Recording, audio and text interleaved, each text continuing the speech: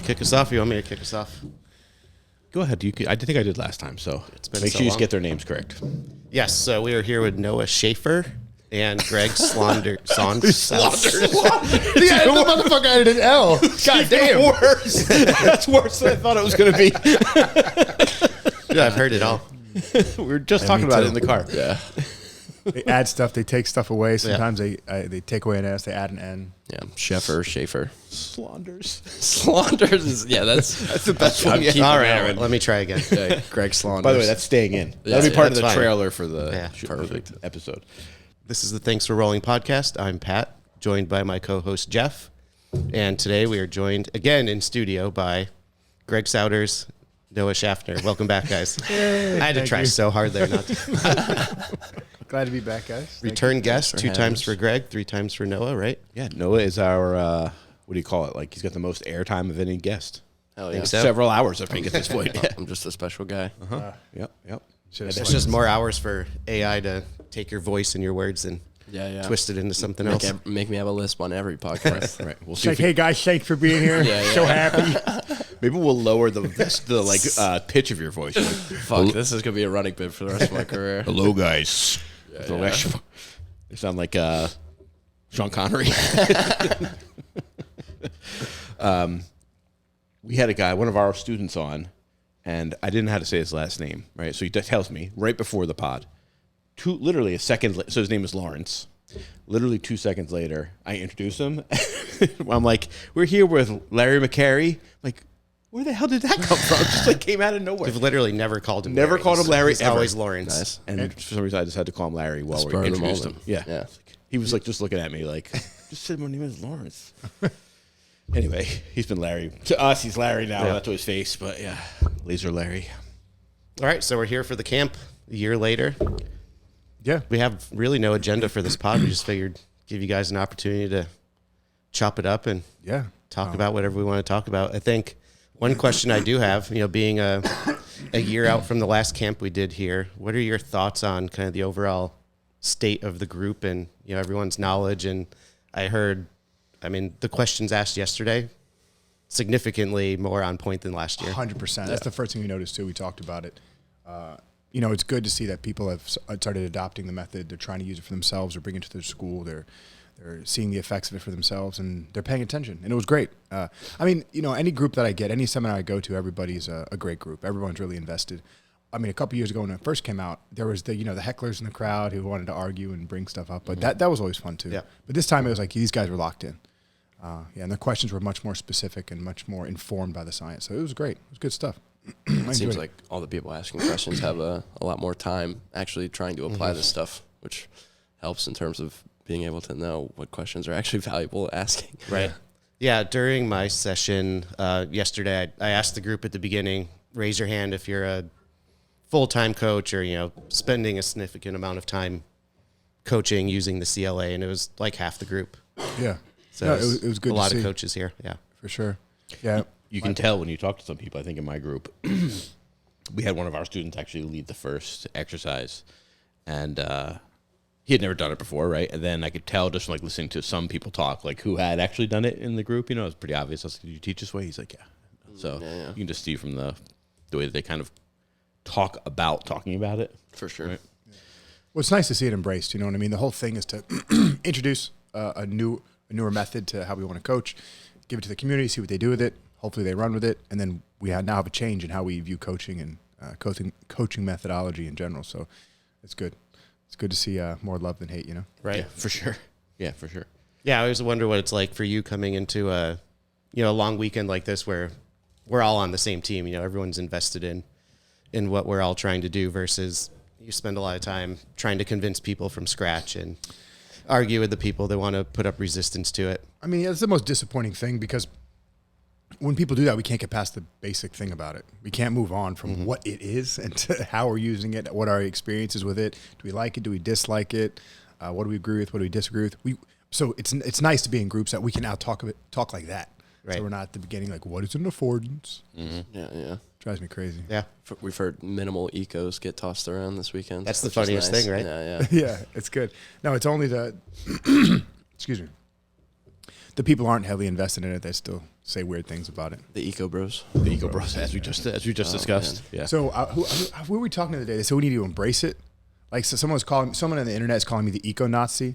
And it's just so funny, like the things they think about you, like, oh, you're so dogmatic, you're so blah, blah, blah. And it's like, our method is like, the coach is not the center of the room. The athlete's the center of the room. They're the most important thing. Everybody's different. Sounds like a Nazi to me. Sounds just like a Nazi. So anyway, I was talking to somebody and they're like, we need to embrace it. Like, rather than like fight back, it's like, we're eco bros, you know? Yeah. I guess Get some hoodies made up. I know. Greg, don't you get sick of it though? Like, I was thinking on the way, like, to pick you guys up. Like, aren't you tired of it? Yeah. I can't even, it's so hard. It makes me feel ridiculous. It's like I get mad at myself. I'm like, I wasn't clear enough. I didn't say it enough. So now we have to talk about the same shit like a running wheel. Oh, it's terrible. Like, it seemed for a while it was like kind of getting better, at least just from the outside, right? Like, seeing your appearances and whatnot, it seems like it's getting a little better. I don't know if it was the one with Dr. Mike there, where I was like, the one with Mike, you had it on your face and your voice that you're just did not have the energy for this shit. Look, I was out in London. I stayed there for 3 weeks to do a bunch of seminars, and so I was tired. It was like late. I knew I had another podcast right after that, so I talked to Dr. Mike and Josh Vogel, and then I immediately went talk to Noah and Steve Quant from BJJ Mental Models. And the original thing with Dr. Mike Israetel was supposed to be just a conversation. We were supposed to just talk because Josh Vogel was like, hey, my black belt, Dr. Mike Israetel, I think it'd be a great conversation for you guys to have. We can talk about the nuances of this stuff. I think you guys would get along. And I was like, oh, okay, cool. So we get on a phone. We're on the phone and we're just chatting. And it's actually like a fine three-way. We're kind of laughing and joking around. And then Josh is like, oh, I'm going to hit record and like see where this goes. And I'm like, oh, okay, cool. So it wasn't even couched as a debate. It was a conversation. Yeah. And then, Dr. Mike's ridiculous, so that it got weird. And of course I have no patience, and I'm like an emotional child sometimes when I disagree with people, and I start throwing myself around and grabbing my face and saying hyperbolic things like, no, you're so wrong. Yeah. And it just divulged into me throwing a hissy fit. Yeah. So, fuck. Oh man, there were a couple moments where you just like let out the big dramatic sigh. Yeah. But my takeaway from that was like, this is an exhausting thing to constantly have to defend to people who don't really want to know, right? Like, yeah, that's the problem. They don't really want to know, and they're never going to actually try it or admit that they try it. Like, that's just freaking exhausting, man. Like, it's like the key word there is admit too. Yeah. I mean, like, at some point it just comes down to intellectual dishonesty. Like, once you're talking about teaching your kid how to walk on ice using the words degree and velocity, it's like, all right, what are we even talking about? I came in that night, I asked the entire class, I'm like, all right, we're all here in the Northeast, it's winter time. Have any of you ever had a lesson on how to walk on the ice by starting on dry ground? His opinion was so divorced from reality, I actually paused it. When I was listening to them talk, I paused it and sat there for a minute and just stared off into the distance. I was like, this isn't real. This isn't real.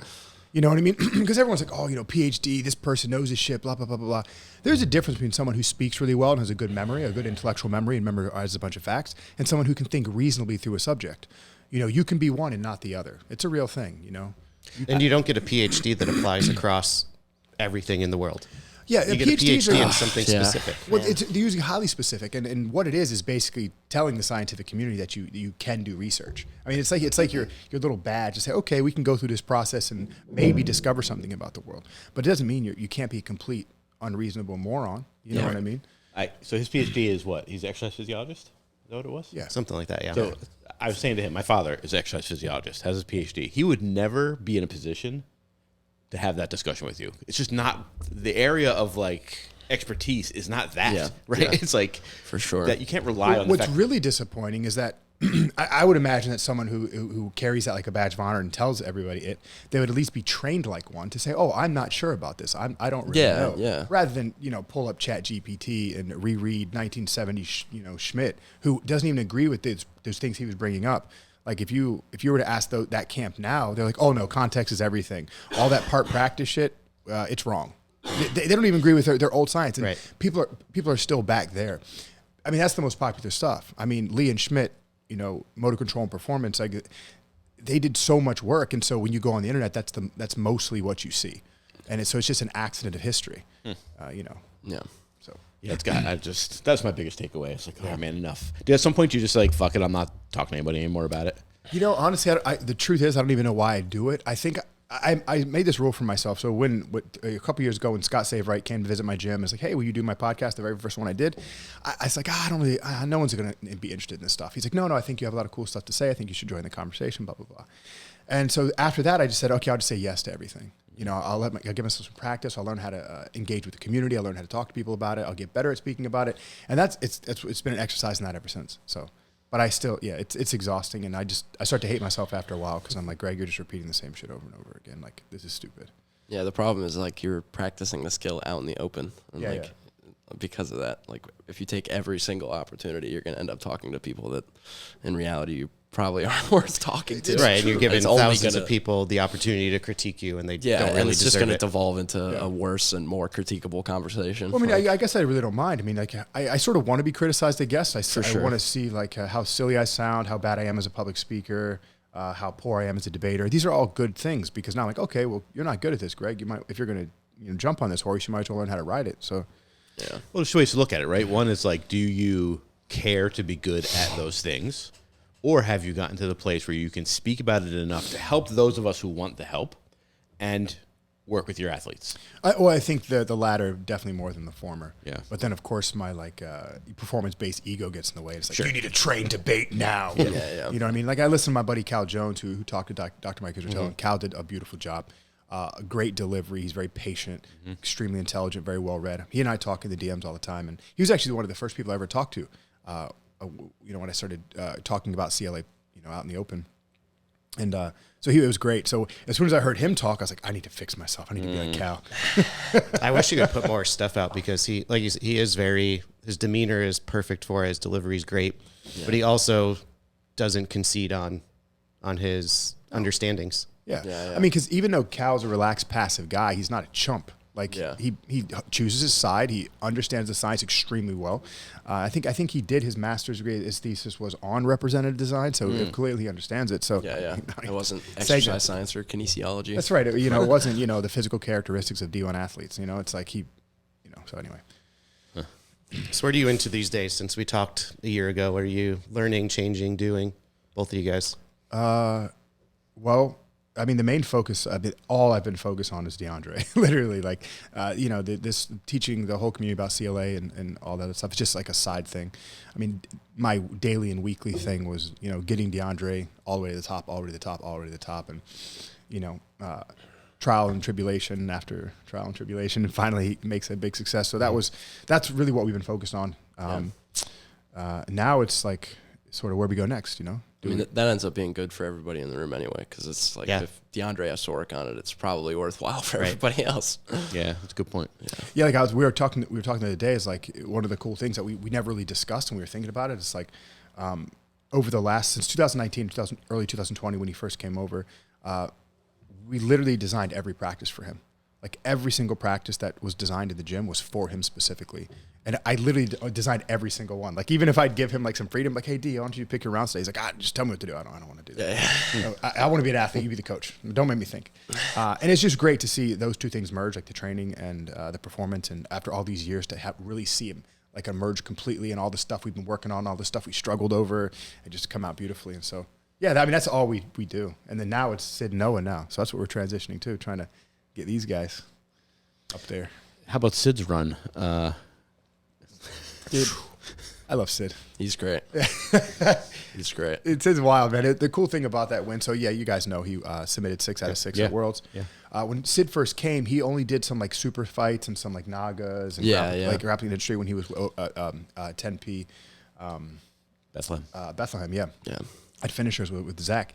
And I never really won anything. And then, so it's like almost 2 years with us. He had lost a bunch of stuff. And he was taking really big matches too. Oh, for sure. Oh yeah, for sure. But he never lost heart. Like he's a real positive guy. Yeah. And he's super confident. Like, coach, I'm submitting everybody to he lost the first. It was first or second match of the first Worlds he did with us. Yeah. I think it was first match. Yeah. He like went out there, or no, second match because I guess because he doesn't tournament fight very often. He didn't realize that they could give you such short time in between matches.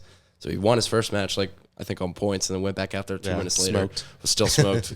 Got arm locked, and then I think like 2 hours after that, we were on the sidelines watching DeAndre about to go out for semifinals, and he was like out of anger, being like, I'm winning next Worlds. I'm winning next Worlds. And he's like, hey, he wasn't wrong. Yeah, and the week before, Rod, our videographer, did a bunch of stuff with them. Did like a clip with Noah, did a clip with Sid, and Sid's on the clip like bringing home a world title. And like, everyone says that, Right, but we knew he was serious. I was like, yeah, Sid's about it. And when he stepped out there, he just meant nothing but business. And it was really beautiful because he puts hard work in. And Sid's the type of guy, he doesn't complain, doesn't bitch, nothing. He's always smiling, he's relaxed, just a real good spirit. And man, just went out there and did it. So it paid off. Yeah, it paid off. It paid off. Have you seen the picture of the first time he came to visit me? No. I'll show you after. I think he was like 11 or 12. Damn. Oh, dude, I gotta have that. Yeah. Yeah, we see pictures like him like in class when he was like a little kid, just like wide eyed and staring at Zach, and it's so like, funny. Yo, Sid loves this shit. Yeah. He's meant to be a grappler. Yeah, it was in his blood early, right? Yeah. That's how he was then. I remember I got a voicemail from him. I'm like, who's this little kid leaving me a voicemail? Yeah. Like his family was coming through for the holidays, and he stopped in to train. And I remember meeting his dad was super supportive. They were like traveling all over the place for him to train. For sure. No, his dad was really cool. I met his dad like years ago because Sid fought. It's like Sid beat Noah when Noah was a white belt. We put Noah in a tournament. We probably should have put him in. Sid just fucked him up, and and then Sid fought DeAndre a bunch. So we knew him from the circuit, and I started talking to his dad one day, and his dad was like, "Oh, my boy really likes what you're doing. I think he might want to come down and visit." And we were like, "Okay, cool." So he did. Sid would come visit and hang out with us, and then he was like, "I'm going to move down there." And so his dad was like, "Before you move down there, you have to have like a big boy job. You got to go work for a little bit, save up some money, prove that you can be on your own." And he did. He made him do it. And Sid, I think he worked at like overnight at Wawa. Worked at it was he was packing at a warehouse for UPS. Yeah. So his dad made him grind. That's awesome though. Amazing parenting. It was like graveyard shift. Yeah, he would hit me up at like 5 a.m. or some shit to play video games. And it would be him getting home from work. You're like, dude, I'm sleeping, bro. But then he's been with us for 2 years now. He moved down. He's doing great, man. He's doing great. That was cool to see that run. Right? Truly, man. We were so happy. Buggy choke in the final, right? Yeah. And so shout out Renee Souza. Yeah, Renee literally messaged me. He's like, he's in the finals. My boy's in the finals. He's like, tell him to Buggy. And Renee was saying that like before Sid's match, and Sid goes out there and just whacking. I was like, you're a seer, bro. Like you saw the future. Buggy choked the world. I know, awesome right? shit, it was so good. Yeah, we were super happy for him, man. Dropping all the friends of the pods. Yeah, right? Renee's a multiple. He's been on a couple times. Appearances too. Yeah, I saw him pop up in socials recently, and I hadn't seen like anything from him. And I was like, "Oh shit!" I was like, "I wonder what Renee's doing these days." Yeah. He bounces around everywhere, training everywhere. He's always doing something. Yeah, he's balling. He loves it. Yeah. That's awesome. I got buggy choked by Mono at Worlds, so that didn't go well for me. This is kind of bad to tell the story, I guess.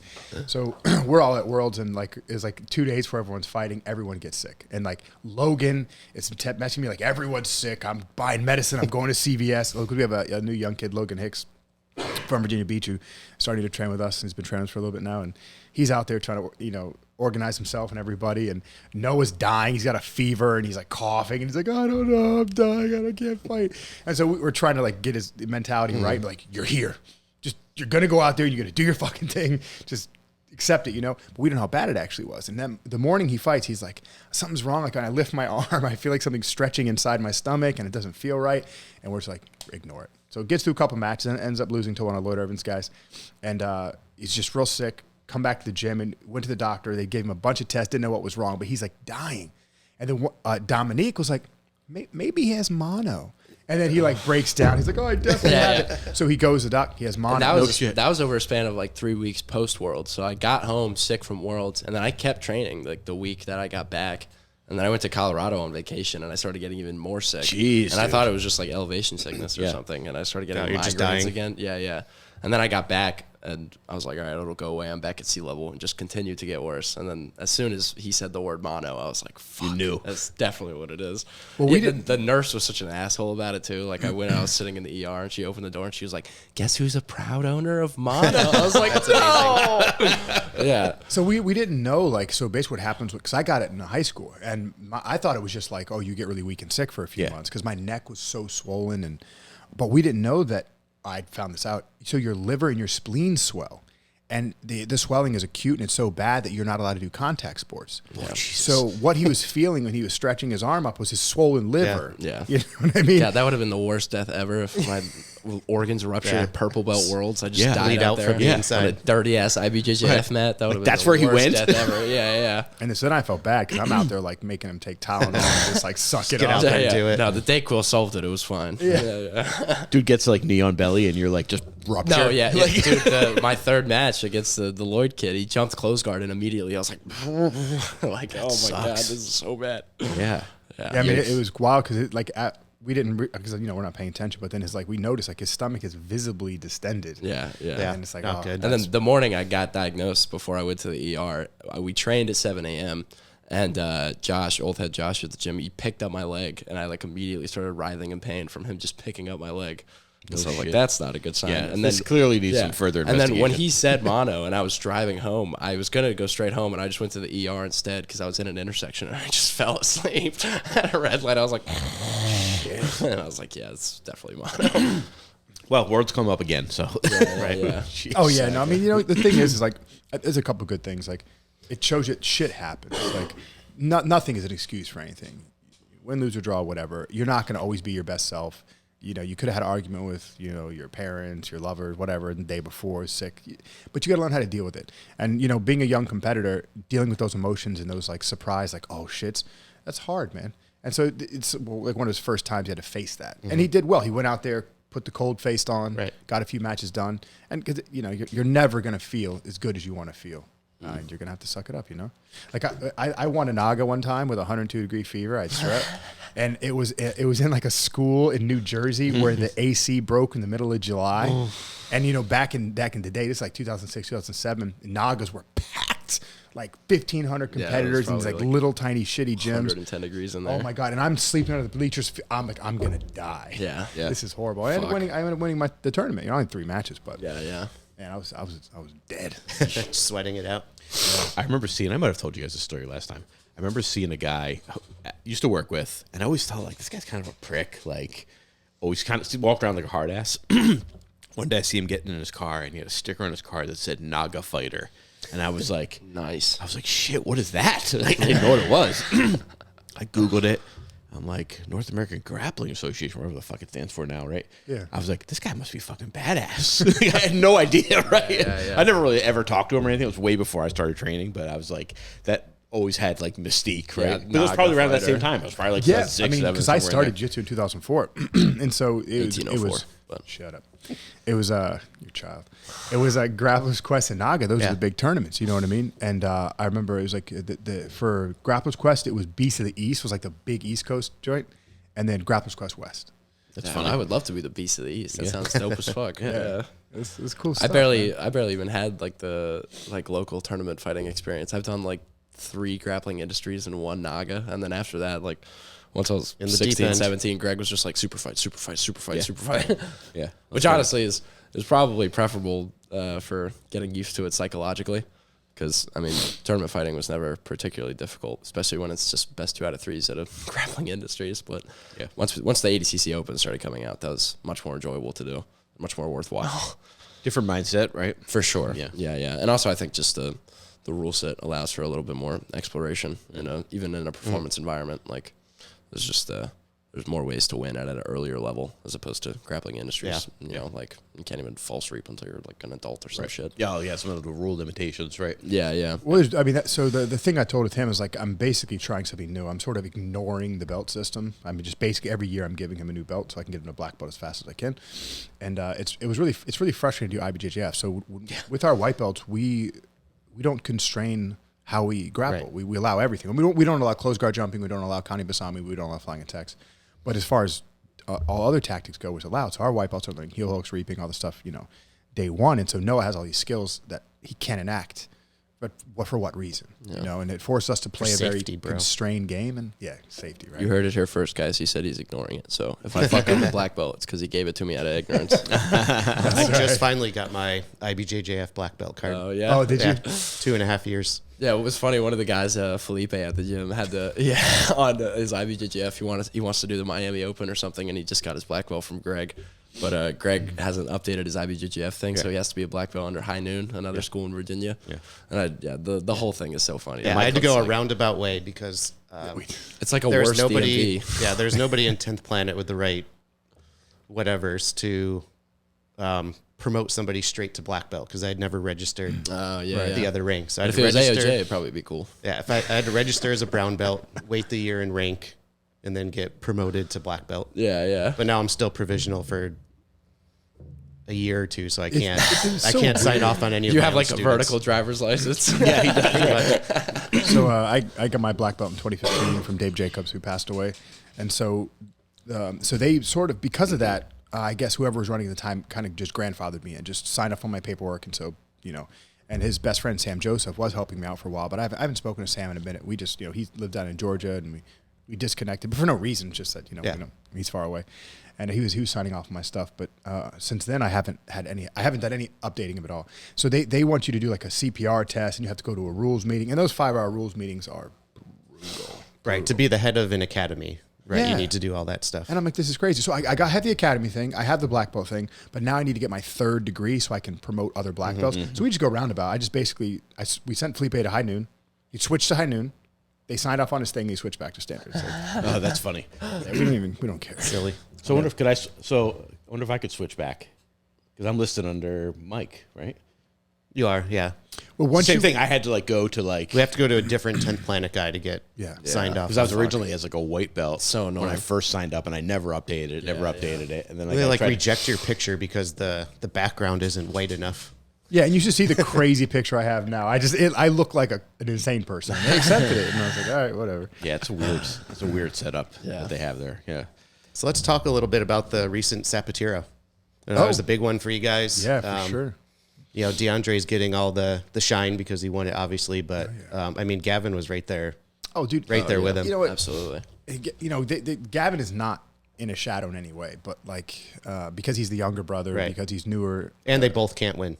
Yeah, that's right. Sure. And that's what sucks. I mean, because I think they would chew through their competition on both sides, and it'd beat them in the finals quite often, which would be great. And they would fight too. So it's like people are worried about the closeout. There will be no closeout. They fought each other at the first qualifier. They fought each other. It'll be the best trials. match we've ever seen. Yeah. It'll be great, man.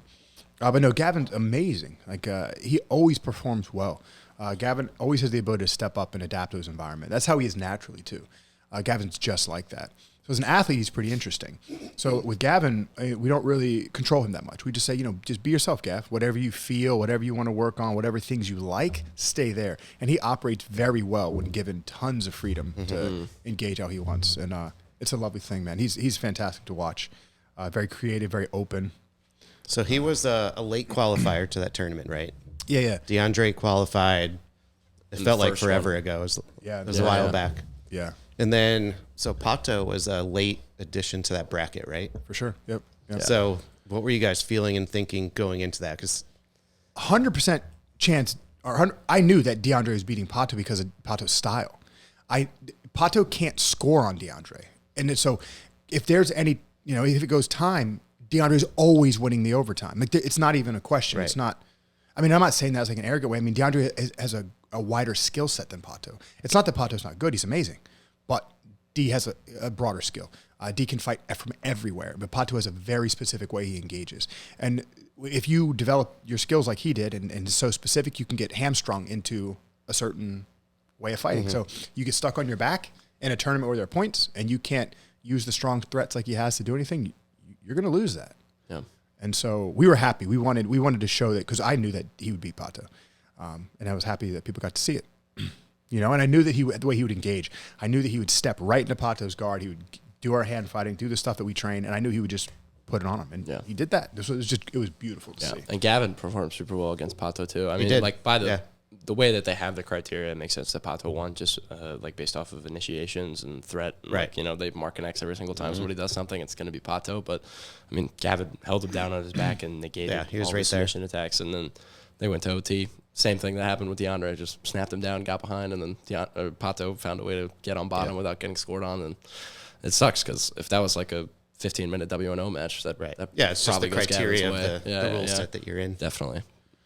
Yeah, and Gavin, it's nice to have him experience that. To let him know that he's supposed to be out there. He's supposed to be fighting the best guys too, because he's one of the best guys. Yeah, that's a lot of confidence after a match like that, for sure. Yeah, but the brothers, man, they've taken their training seriously their whole life. You know what I mean? When they were back at Coastal, and they were, you know, when his old coaches, Nestor and James, gave him the key to the gym, because Nestor and James saw how passionate they were, and Nestor and James always like stoked that fire, like, you know, do what you want, follow your dreams, you know, whatever. They're extremely supportive people. They're cool as hell. Like James messages me every time D wins, like, let's go. Like, you know, they're so proud of their boys, you know. And when D decided to come from Virginia Beach to move to me, they were 100% supportive. You know, like me and James, one of his old coaches, talked, and he asked about the training and what we're going to be doing. And I just, man, yeah, so it's good for all the boys, man. It's just nice to have all the support. They have a lot of support in their lives. And yeah, they deserve it all, for sure. Yeah, it's good to see how far they've come. It definitely feels, it's funny to see, like, watching Worlds, for example, I could see you, like, in the background, right? I'm like, oh, that's great. I can hear, like, some of the words you're saying, right? And we've seen you coach during competition enough to, like, know even what you're saying sometimes, right? Yeah. So it's cool to me to see. I feel like, I don't know if it's like this at every gym where there's a lot of competition, but it feels like you guys have a pretty good family, Definitely. right? Like, Absolutely. Yeah, you guys are a pretty tight-knit unit. Yeah, for sure. Right? Well, because we're a small unit. I mean, the thing is like we have 8 really serious people at the gym that are like trying to go out there and win, about 8 to 10. And then we have a strong supportive competition team where other guys come in and help. They may not be competitors and may compete every now and then, but they're really there with the guys. And so I like to keep the competitors together too. So when we train at 7 a.m., all the competitors are together. And we train at 7 p.m., all the competitors are together. And so, and they're always training with each other and supporting each other and traveling with each other. So that's what it is, you know? It's just spending time and working towards a common goal that creates the camaraderie, you know? Yeah. Yeah, it's big. The common goal thing, I think, is big. I think it gets missed a lot in all parts of life, right? Sure. Getting people pointed in the same direction. Probably is like the number one downfall of teams, right? When that doesn't happen, right? I want this, you want that. It's impossible for us to be pointed in the same direction. You know? Right. Well, Well, and especially in like something like grappling or wrestling, it's, you know, it's an individual competition, but you're not getting there without teammates to support you towards that common goal. Sure. Yeah, I mean, I think the good thing that's reflected, and you brought up the hearing me coach thing, is like what a lot of people I think don't understand, like in our community, is the actual relationship between like coach, student, team. Like it's actually one cohesive thing that's working together towards this end. Most people just go to a gym and they have a few different coaches, teach a few different classes, and the good guys get good, the bad guys don't, and it's random happenstance. Or you'll have, you know, a few standout guys at a gym who kind of isolate themselves and get good despite their training methods. But what we do in training, we do in competition, and what we do in training, we all do together. So, you know, we're all always there, always working on the stuff. So it's reflected in both the relationships you see and the coaching you hear when you're watching the guys perform. Yeah. You know? I said this to you yesterday. I think I said it to Adam, one of our guys, yesterday too, when we were having like kind of the breakouts. And I was thinking, like, one of the things that I have tried to focus on in my class is making sure that things are like very representative, right? Especially if we have guys that are competing, and thinking about, because I said this to you all the time, right? There's the example in like the most recent coach, like Becoming an Ecological Coach book, right? About baseball practice, and where like infield practice, the coach is like, all right, I'm going to hit a grounder to second base. Well, that shit never actually happens in baseball. You never know that it's actually coming to you. No one's telling you. The way that they hit it, throwing it up in the air to hit it, it's like all totally different. Yeah. So that like super resonated with me. And I always think about like, how do I get my class, whatever we're doing, to be representative of what like the overall goal of, especially when it comes to competition, right? Like what we're actually going to be doing. For sure. And that like totally changed the way that I think about planning my class in advance, right? So I'm curious, are there things from your perspective where you're like, this is going to change the way I'm addressing or focusing on things? And I don't mean like we've got a competition against this particular guy. Oh, for sure. Oh, absolutely. Just a common example, we talked about this before when DeAndre lost to Ethan. So there were 2 things that we took away from that match, and we realized that Ethan was so long, and he was keeping a long split base, and he's really resilient on top. D couldn't get to the second leg to start the destabilization process. He got there close a bit, but he couldn't keep a hold of it. And so after that loss, we changed everything. So we did a lot of belly up. So we exposed ourselves to the problem much more often based on the results we saw. And we worked towards a solution that was what we call physically certain. Getting to both legs makes the body easier to fall. So those were 2 things that we added into almost every practice in some way. And that would be an example of seeing something happen and then it affecting the way we engage. Another example would be something that's non-competitive. Like it was one day Gavin was like, we start in all these like static situations when we're wrestling, but when people shoot on us or get into these things, they're not static. So how could we do that? And so then we started doing things where, and wrestlers actually traditionally do this. They'll do something they call like easy in, hard out, where like a guy will shoot and easy, and then they just fight from it. And we did a thing, now we did it yesterday here, where one player turned around, and then when they turned, the other player just shot on their legs, and they had to immediately go once the shot happened. And so that changed practice. Yeah. So anytime we experience something either in a performance setting or even just, an inquisitive question or like what if from one of the students, that might even change practice. Because you're always paying attention to what's happening in your room, out in competition with, how does people engage, and your practice should adjust accordingly, Yeah, it's funny every time. Like, so we just were watching, like the NCAA wrestling championships, and I was like watching things, thinking to myself, like, oh, how do I get that type of situation to happen in the practice room, right? Yeah. Like just those little. Sometimes you just see things in competition, or you see, like, again, not necessarily jiu-jitsu, but grappling, and like, how do I kind of fold that into something that we're doing? Like the perfect example is that takedown thing, right? Where it's like, if I'm just getting a takedown from us, the two of us standing here, it doesn't feel like that in competition, right? Like that never really happens. So how do I make it so that, I'm getting taken down, now what do I do? And I've got to come up with that solution quickly, right? Or on the fly, or in the scramble, So I tried to bring this up a little bit yesterday, and we'll probably talk about it more today when I do the lesson we do today, is this idea of phase transition. So typically we have state and state. So we'll have, the mount and back mount. But there are phases in between those two states that if we don't allow both to exist at the same time, we won't be able to experience. So it's trying to make the engagement large enough that we have all these phase transitions happening between the states that are definable, like this position versus that position. And so in our classes now, we're always making sure that those exist. So we're not just situational sparring, which is not wrong, but we want the phase transitions to happen. Yeah. We've played with a little bit of that too, so I'm excited to expand upon that and see and hear that others are doing it.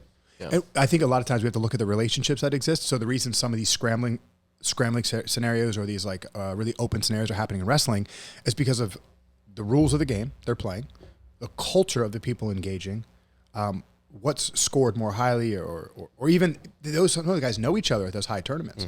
And so if we just look at that closely, and we can pick out maybe what's causing these types of interactions to happen, we could replicate them in the room if we wanted to. Yeah.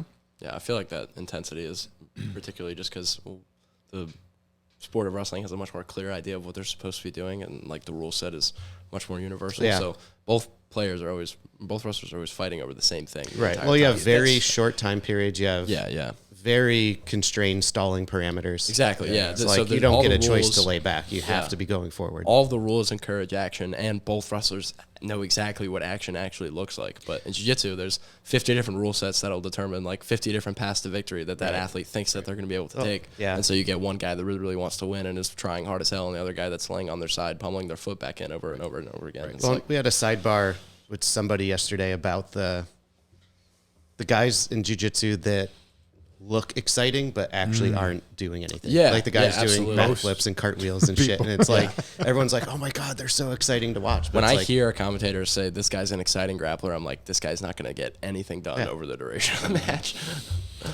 Yeah, it kind of sucks, man, because we want it to be a spectator sport. We want wild, exciting stuff to happen, but I don't know. Movement for movement's sake is it might sell a ticket, but for the purist, for the people who really care about the art itself or the sport itself, it's kind of a waste, man. Yeah, nothing's happening. Yeah, for sure. There's a piece about like urgency that I think is hard to convey too. So maybe I'll say it this way, like maybe it's different when you have guys who are training for I'm training for ADCC literally, right? Like not me. I mean, just using that as an example. Sure. Right? As opposed to a guy who's like, I have like a regional super fight coming up, right? How do you instill in them that, you know what, you cannot end up on your back in this situation? Because if you do, you are going to lose, right? So how do we do it? I'm just in general, like just throwing that out there, right? Like, I mean, in the room we constrain it. So like, let's say for example, working on recoveries.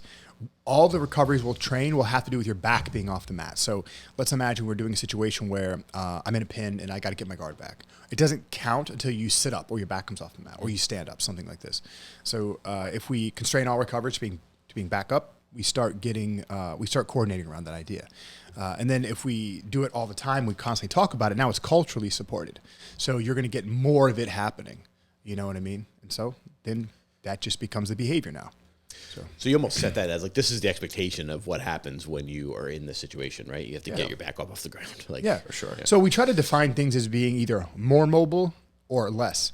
And so we're always trying to reach greater levels of mobility so we can't be held still. So taking your back off the mat affords that.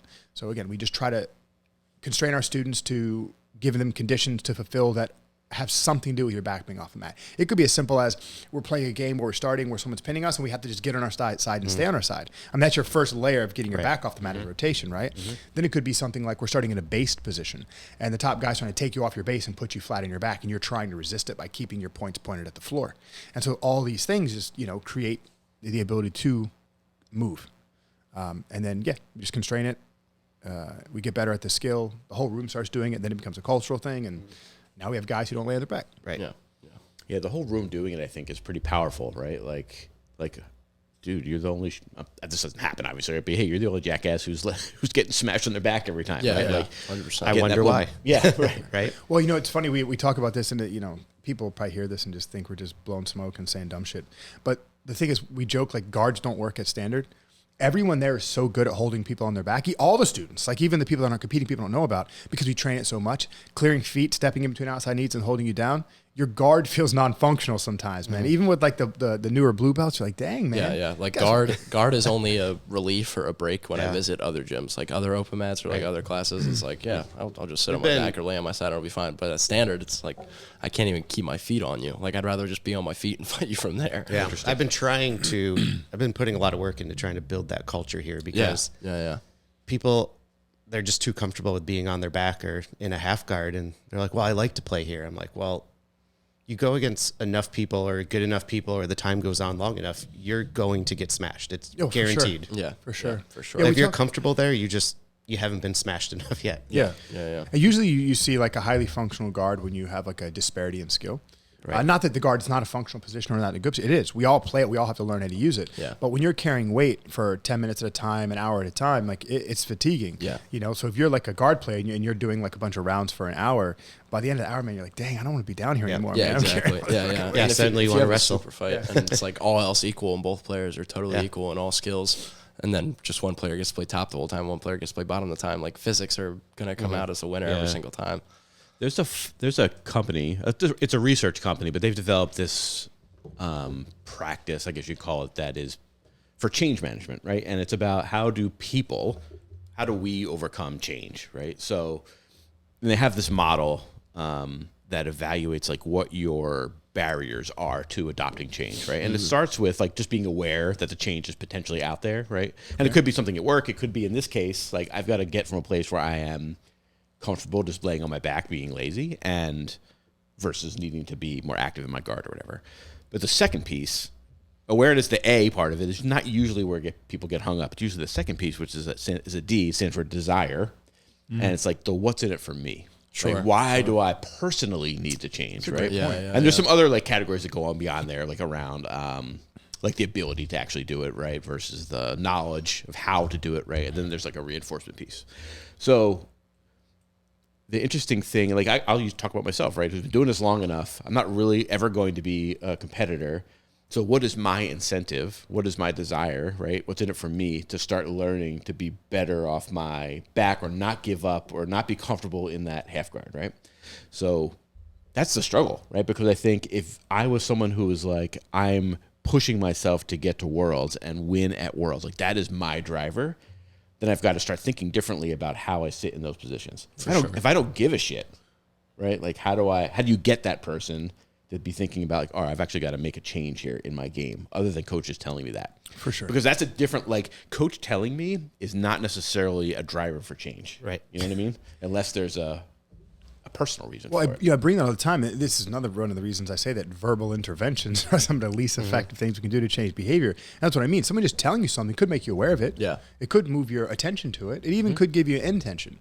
But if you don't have some other thing that creates that relationship for you, you're not going to do it. Yeah. Like if nobody said a word, but if everybody in your room got like 50% better at passing and holding people down, you probably immediately. Yeah, I mean, some of it becomes like, do I just want to be? Am I the only outlier who can't do this? Am I the? Everybody's like D in that scenario is going to be different, right? But you've got to find what that is if you're going to ever make the change, right? Well, like Greg was talking about that yesterday. It was like, why try to solve a problem if it doesn't exist yet? So it's like that's how you tell something, quote unquote, to your students is presenting that problem.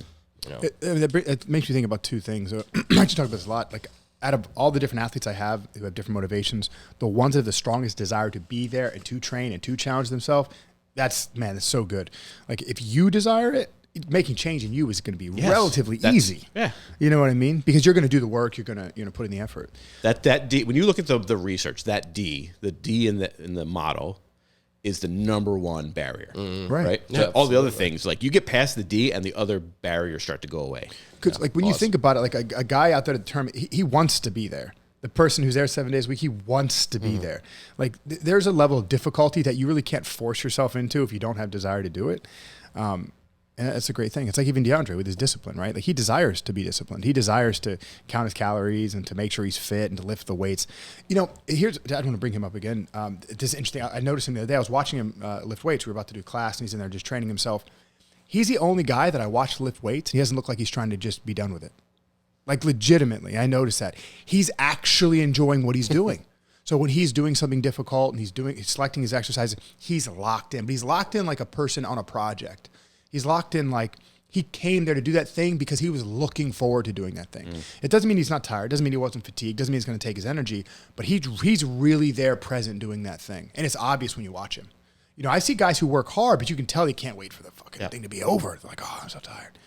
He never makes that face.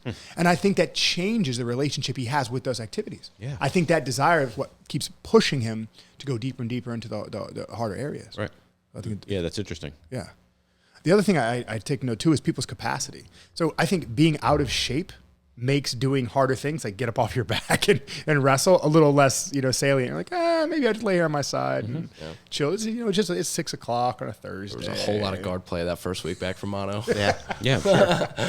Oh, you and I have talked about that. Like, how do I get past the thing of like, I'm going against a new blue belt, right, or a younger blue belt. Like I could just be lazy and play on my back the whole time, and I'm not really worried about getting tapped out. As opposed to like, oh, my next round's this brown belt. I've got to actually change my game completely. Like, how do I get out of that mindset and just be like, be the best you can be every single time you go out there? Regardless. For sure. That's a hard switch to make sometimes. It really is. Yeah, and you have to continuously remind yourself of it. And constantly you have to be intentional.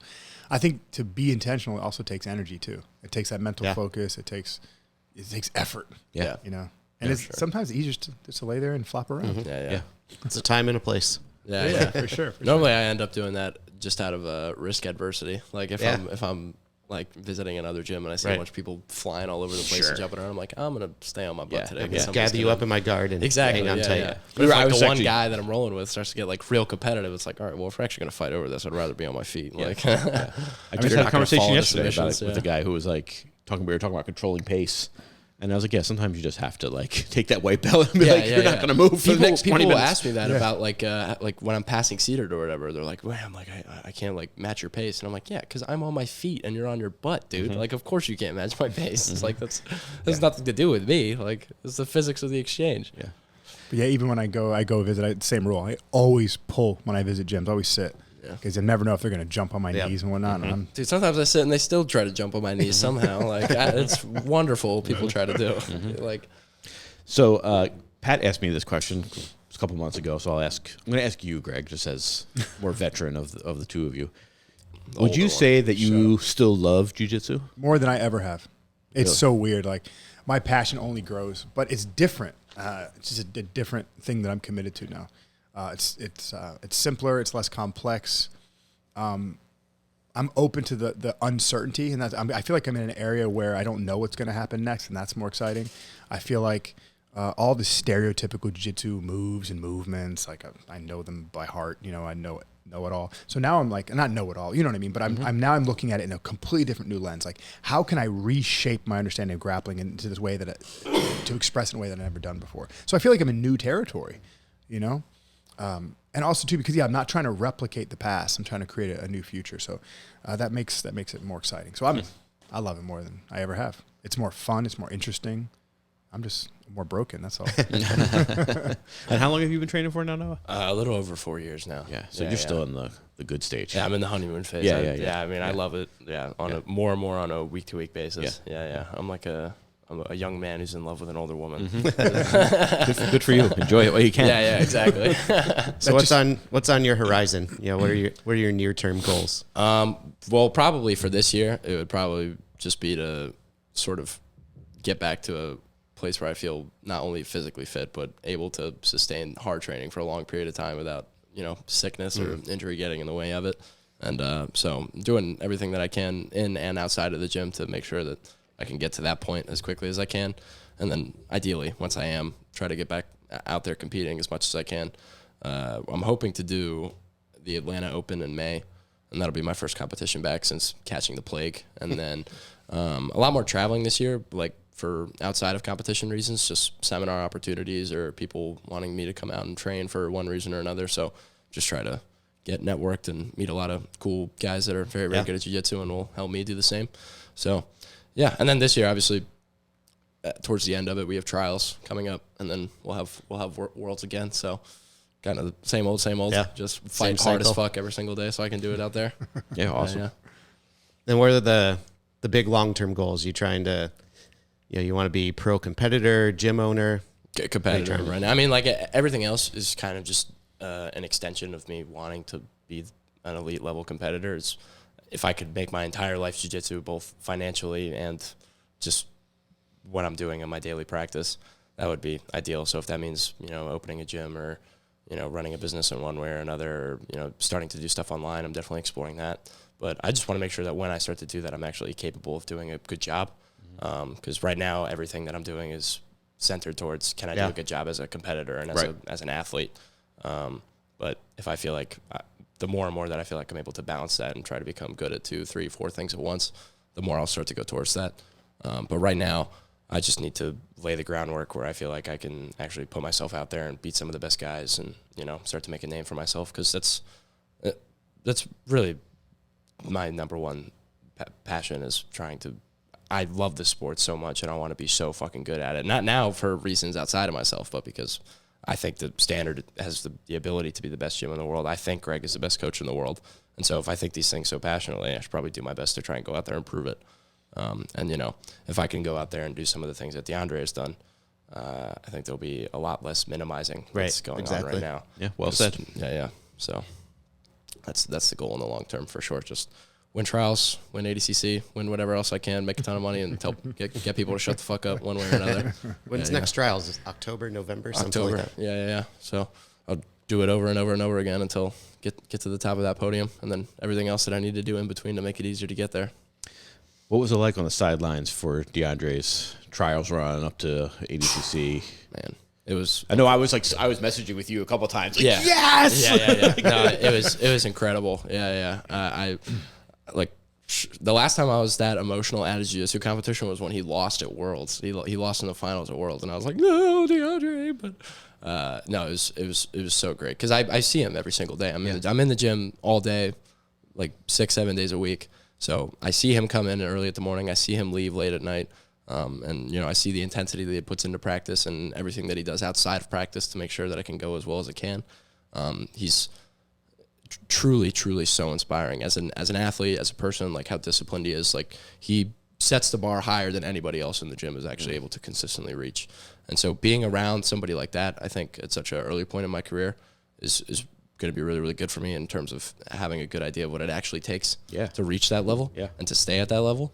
And so seeing him put in all that work and take a lot of tough losses to a lot of really, really good guys and then kind of get all of that back all at once in just one weekend is, that's about as invigorating as it can get as a fan of the sport and also just as his friend and as a teammate. Yeah. And also knowing how much work Greg puts in the gym and like the constant analysis of every single one of his matches, like win or loss, and the immediate application and training, not just for him, but for the entire room, and the amount of changes that he's had to make to the program or to the athletes like over the last 4 years for it to all, kind of accumulate to that moment is very, very good to see. I know as an outsider, it was cool to see, knowing you guys, knowing DeAndre a tiny little bit, right? But just knowing, first of all, how much like what you have brought to jiu-jitsu and has influenced us, right?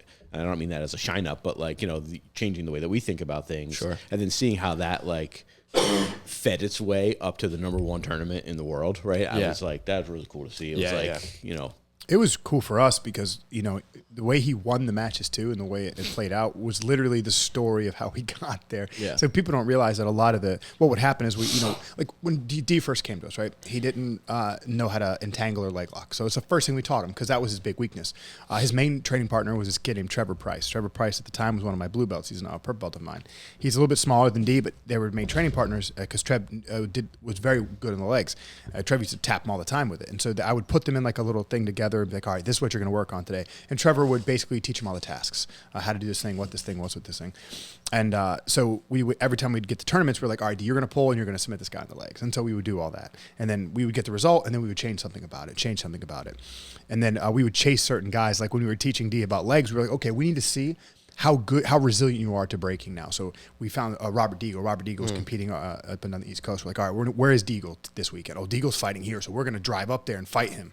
And you're going to stand in his guard and you're going to try to pass it. Anyway, so there was this whole process of exposing him to the no-gi environment, exposing him to things he'd never been exposed to before, testing it in real time, seeing the results, and then going back and reframing it, and over a long period of time with great wins, great losses, and to see it all just kind of like, oh, man, it was fucking great. I mean, I believed it. I knew he was going to win. Right. I sent him a text message the night before. You know what I mean? Like, basically you have everything you need to win this shit. This is yours, buddy. This is your moment. Yeah. So nice. It was good to watch from a coach's But perspective. trials is just such a grueling tournament too. Just so many matches. Yeah. Yeah, man. And like, everyone's good. Everyone acts surprised about this person beat that person. It's like, these are the top 10 guys. Yeah. They can beat each other on any given day. They're all fucking good. Yeah, once you get to the 1%, like it's Well, and just the so fact up you in have the to air. beat so many people, like even, those early matches where it's, should be a lopside, you still got to go out there and do it. Yeah. Yeah. And then after you get fatigued from fighting them, you got to fight a better guy. And then you get fatigued and you got to fight a better guy. And you have 100,000 on the line. And these are regular jiu-jitsu guys who've never seen that kind of prize money before. And so they have to cool their emotions down and stay collected. Facing Pato down to a hair's decision with 100K on the line and to be able to stay calm and collected and focused. Yeah, when he's trying to climb up your legs. Yeah. Where he breaks everybody. Yeah. Everyone's terrified of him. And even if watching from the outside how hard Pato bites on the ankles and his grips, he bites with incredible meanness. Yeah. And psychologically dealing with that. Yeah, he scares so many people. Yeah. When that tournament was over, I was watching on my TV and my fingernails were completely gone. Yeah, it was real bad. Yeah, he has a intense initial break. It's like as soon as he gets his hands connected, he doesn't even care about hip attachment or anything. It's like as soon as he gets a foot, he's trying to tear it off. Well, it was funny. It's because afterwards, after Gav's match, and it was Gav was pretty confident after the match, and he was like, he's like, and this is this is not a negative to Pato, but people have a different styles, right? And Gavin was like, oh, his bites are really strong, but they're not real, and he didn't mean that in like a negative way. He just realized they hurt, but they're not going to break me. And then I could see it too, right? So we were talking about it, like, oh, you can see that initial hard thing, but he's not holding you still enough. So when he got on D's ankle, and I was like, it's not real. It was just to remind him that unless you're holding still, you're fine. Right. Don't just panic. I mean? Don't just panic. Yeah. Because I think a lot of people, Pato's strong. You can tell. They feel the initial bite and they just assume it's getting worse. Yeah. And they hold still, and Pato's like, bang. Yeah, that time that he got belly down with his feet on the outside with D, it's like if D pauses there, like his foot's coming off. Yep. But you keep rotating, keep moving, keep your hips off the floor, and your feet will be all right. Leading up to it, you guys notice Pato's tendency to get a little frustrated when things aren't going his way? Oh, yeah. I mean, because he's talented. So anytime you get a talented guy who beats most people, they're probably going to frustrate easily. Yeah. The good thing about being like a lower tier guy is you develop resilience. Like you learn how to lose well, if we can even say that. And so you learn to just roll to punches. And so you could tell none of the bites were happening. He couldn't get to his spots, and he started to, and D doesn't get frustrated. He stays cool. Yeah. And so again, another another stylistic. He ran into a similar thing with his match with Keith. That's what I was going to say. Yeah, because Pato would end up putting Keith on bottom momentarily, and then he would stand up, and Keith would just stand up too. And he was like, "Fuck, I can't hold him down." And then he would go back to bottom, but he couldn't get the Keith's I thought that was the craziest thing when he was like motioning to the ref in the crowd, like, why would he stay down? It's like, whose job is it? Bro. No, he was like begging for the gentleman's agreement. It's like, come on, Pato, like, just fucking hold him down, dude. Like, you're sure. He's just going to lay there and let you do whatever he wants. Yeah, exactly. And this is like kind of why I talk about being more of a generalist and having a complete style, because if you can't control where the fight goes, you can't fight. Yeah. There's nothing wrong with being a specialist. If you want to specialize in a specific position, understand it deeply, and center your training around that, great. We need that. We need specialists. But don't get frustrated with when you are one and someone games you. Yeah, don't. For sure. Yeah. What are you reading to now these days? Oh man, I actually just brought it with me. It's fucking so nerdy. It's dumb shit. I want to remember the title exactly. To give me 2 seconds, I'm literally gonna pull it up because it's got. You'll realize why I can't remember it in a second. Nerd alert. I knew it would be something nerdy. That's why I asked him. Yeah. Trying to knock him down a few pegs. We can't blow up everything. The book I'm reading only has 2 words in the title. No, I'm not, dude. I'm not trying to be. The book I'm reading only has pictures. I'm actually reading a Magic Treehouse. Smart books. Look how pretentious he is. Blah blah blah. But me and my coach Josh Root have been going back and forth with some of the more philosophical aspects of what we're learning about, and so he put me onto this by a guy named Thomas J. Lombardo. And basically, what Lombardo did is he was trying to show the philosophical tradition that Gibson came from. So where did Gibson's thoughts come from? Where did this line of thinking? And so he traced it back historically from the conversations between Heracles and Parmenides and Aristotle and Plato. And it's Jesus. Anyway, whatever. It's cool though. Anyway, it's called The Reciprocity of Perceiver and Environment. That's a mouthful. That is some geek shit right there. But it sounds like more pretentious than it is. It's basically the history of the conversation we're all having now. Like, this is a funny thing. Do our eyes shoot light out at the environment and bounce it back? Is the environment shooting light at our eyes, or is it meeting somewhere in the middle? Is there a medium, or is it not? Like, is there an us, or is there not an us? And it's that conversation For sure. And so it's just a really well written and well researched view, and it's great. It really is great. It's easy read too for what it is. And I'm enjoying it. But that's what I'm reading right now. So what about you guys train hard? Greg, you go home. What happens then? What do you do when you get home? Oh, at night I try to turn my fucking brain off. I'm like, I don't want it to work anymore. We're gonna peel back the jiu-jitsu curtain. Like, I want to hear about. I would just like to say that he fails turning his brain off I'm sure immediately. he does. I'm sure he does. Yeah. That doesn't surprise me in any way. Biggest surprise in the world. I ask. Yeah. No, so I have rules. So I don't do anything other than maybe watch movies or have conversation at night. I don't play games at night. I don't do anything at night other than just try to turn off, because I have a really hard time quieting my mind down. Yeah. So when I get home, it's all as relaxing as I can be. Shower, eat, He plays video games in the morning like a grown man. All right. I don't play in the morning either, bro. So no, I have Friday. I have Friday mornings. I have off. So if I game, I usually game on Friday mornings. During the week, when I wake up, I usually read first thing in the morning. Like once I get up, I teach the guys at the gym. I go home, make my coffee, and I read. I take phone calls. I work with some coaches, and I do a lot of consulting calls. But no, and then I'll take breaks in the afternoon, like before I go and train with the guys, and I'll play a game or something. But no, I mostly. What are you playing? Work. So let's break it out right here. What does Greg sound? Where does Greg Souders? I'll say it right now. Greg has wonderful taste in video games. Before anybody starts hating. So I don't.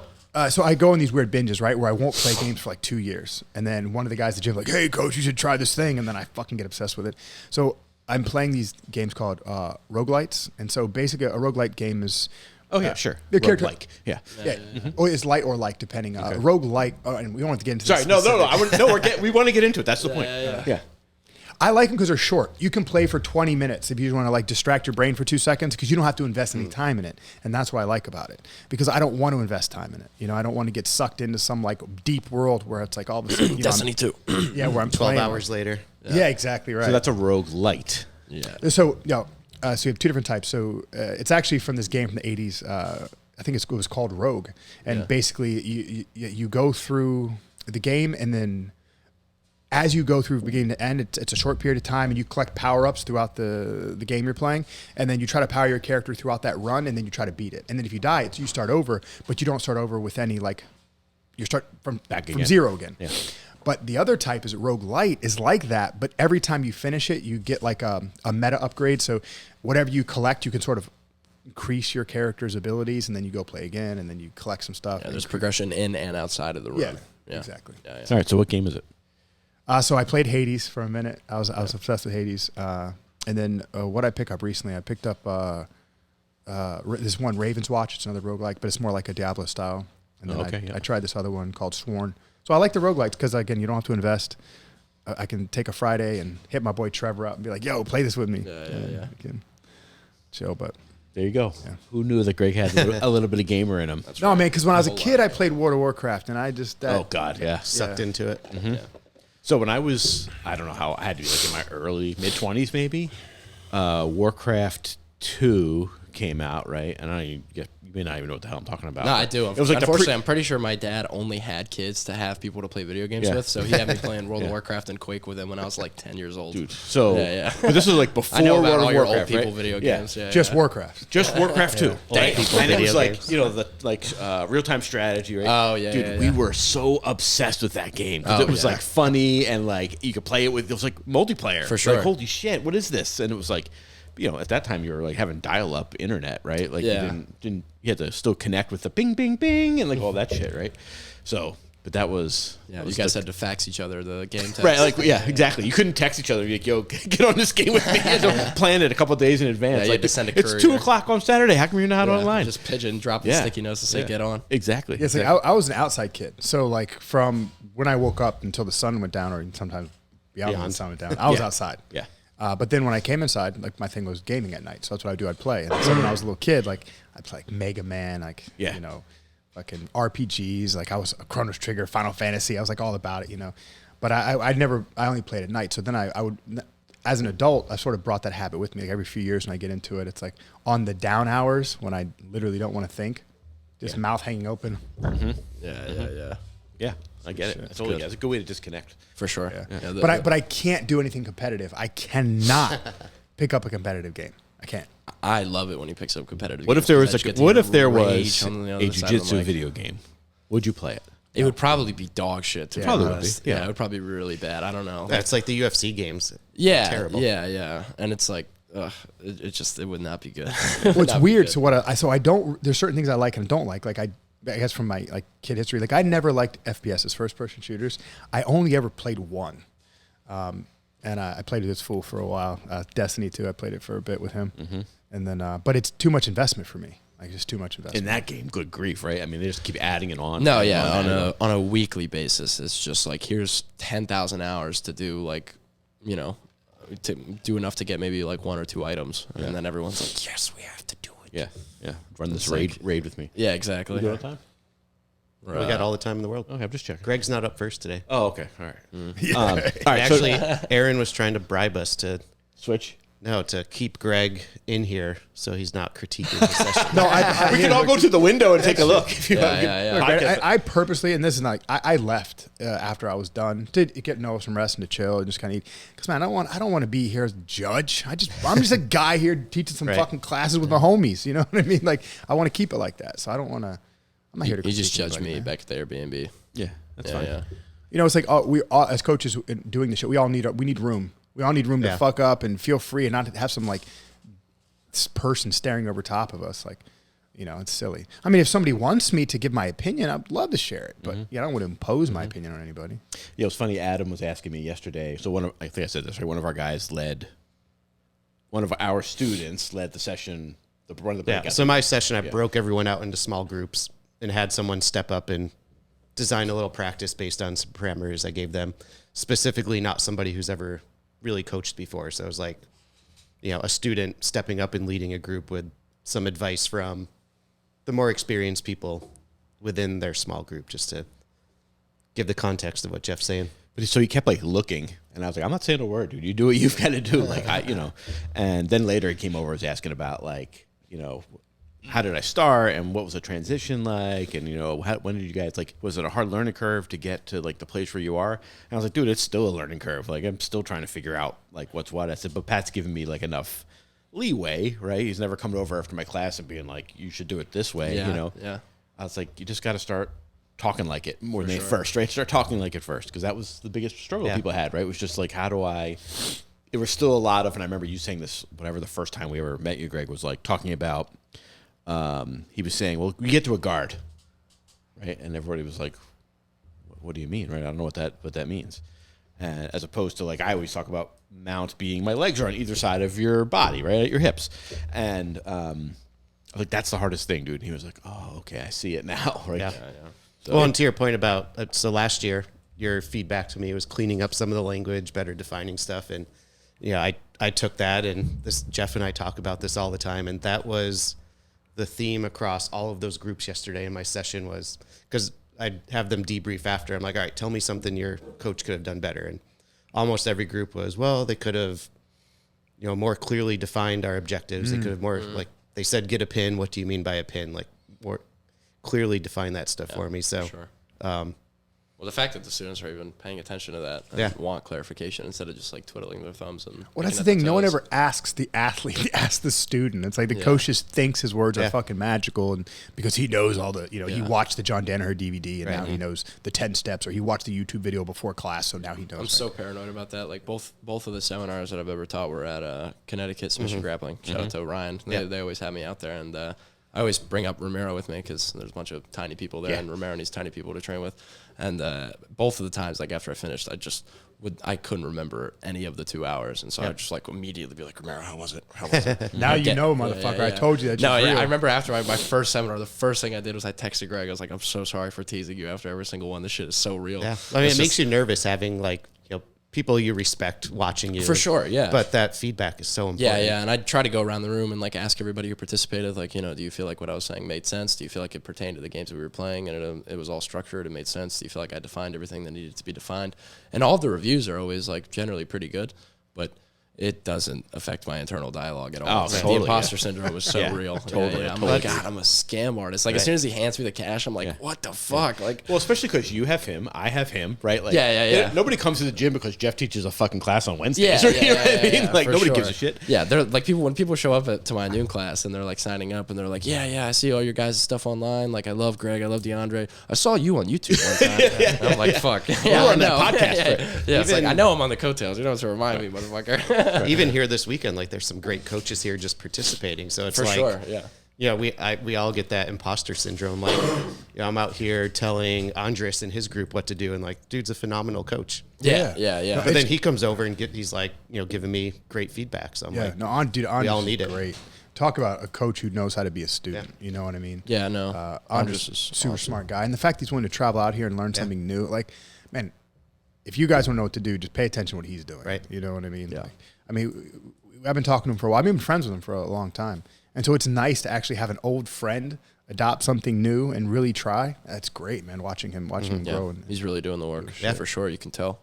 It's funny when you like have, you know, you try something new in class and you're like watching, right? And see everybody like, man, this fucking sucks. Like this idea sucks. Like, like I got to clearly go back to the workshop on this one, right? There's always that like, I was saying this to you. I don't forget about saying it to you guys, but I always like write out what I'm gonna do like before class. It just keeps my brain organized, right? Or I go through like kind of what I've done in the past. So I have like a log of I don't even know how many classes at this point, and I like immediately have like a highlight where I'm like I go back and reworkshop this one, right? Because that clearly didn't work. Like then you start thinking like, am I just fucking wasting these guys' time? So that imposter syndrome is like for real. Yeah, like, definitely. And I feel like in my experience, the more you write out the class and the more you plan it, the more I feel like you have to end up deviating from it because you end up like setting such rigid lines for yourself. Yeah. But if you just have a rough idea of how you want to run the class in your mind, it's a lot less stressful to adapt to like, you know, the real time room response. It's funny if you look at mine, they'll be super detailed in the beginning, right? And then it starts to get like a little more bullet point. And then there'll be the time where I'm like, I want to be very specific about how I say this.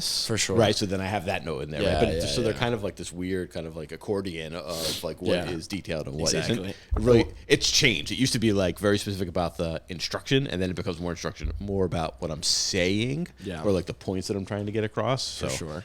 The worst is when you look out and it's just blank stares coming back at you. It is. You're like, they're all too scared to tell me that they didn't get any of that, but they didn't get any of that. Exactly. Well, I try to use like a little heuristic for myself when I design something. So I've told you guys before, it's definition, task, objective. So you define it. Hey, guys, today working in the mounted position. The mounted position's a pin. A pin's where you hold someone down to the mat, chest to back. The mount, we start by covering our partner's hips. That's the definition we're in, right? 10 seconds. Then it's our objective from the mounted position, ultimately, is just to hold our partner down. We're going to try to stay here for as long as we can. But while doing this, we're going to try to get to our partner's wrists and elbows. We're going to try to pin their wrists to the mat and get under behind their elbows. Stay there for as long as possible. This game is continuous for you. Bottom, blah, blah, blah. So, definition, task, objective. As long as you have a little bit of that, it's super easy. And you can get it out. 45 seconds, you speak. Your student get right to work. They're not picking at their toes. They remembered what you said. Yeah. You know? Yeah, sometimes when you look around and I'm like, I know that fucking guy didn't listen. This guy didn't get it. I always like, I have a tendency to like ask, like, all right, no, how do you win? Right? Just to get it out. Someone else say it. And sometimes they're just like, I'm like, bro, I just said it to you 3 seconds ago. The worst is when you finish explaining the game and you're like, all right, does anybody have any questions? Do I need to clarify anything? And it's total silence. And I'm like, all right, perfect. You guys got it. Let's go. And then as soon as I start, everyone's like, what's the win condition again? Yeah. And it's like, what? Come on, man. My favorite is little Alex. Little Alex has been with me. She's my first student, literally my first student. She knows me. We know each other in and out, right? Coach Greg, I didn't hear a word you said. I don't know what you said. I was like, little one, I talked for 30 seconds. She's like, I know, but I wasn't listening. Yeah. The little comes from her attention span. Yeah, exactly right. At least she's honest. Yeah. No, I go over there and I'm like, stay on top, get under elbows. She's like, got it. Yeah. No, it's funny. My girlfriend's the same way, except she's a complete and total white belt and has only come from traditional schools. And so her training is standard for the first few times.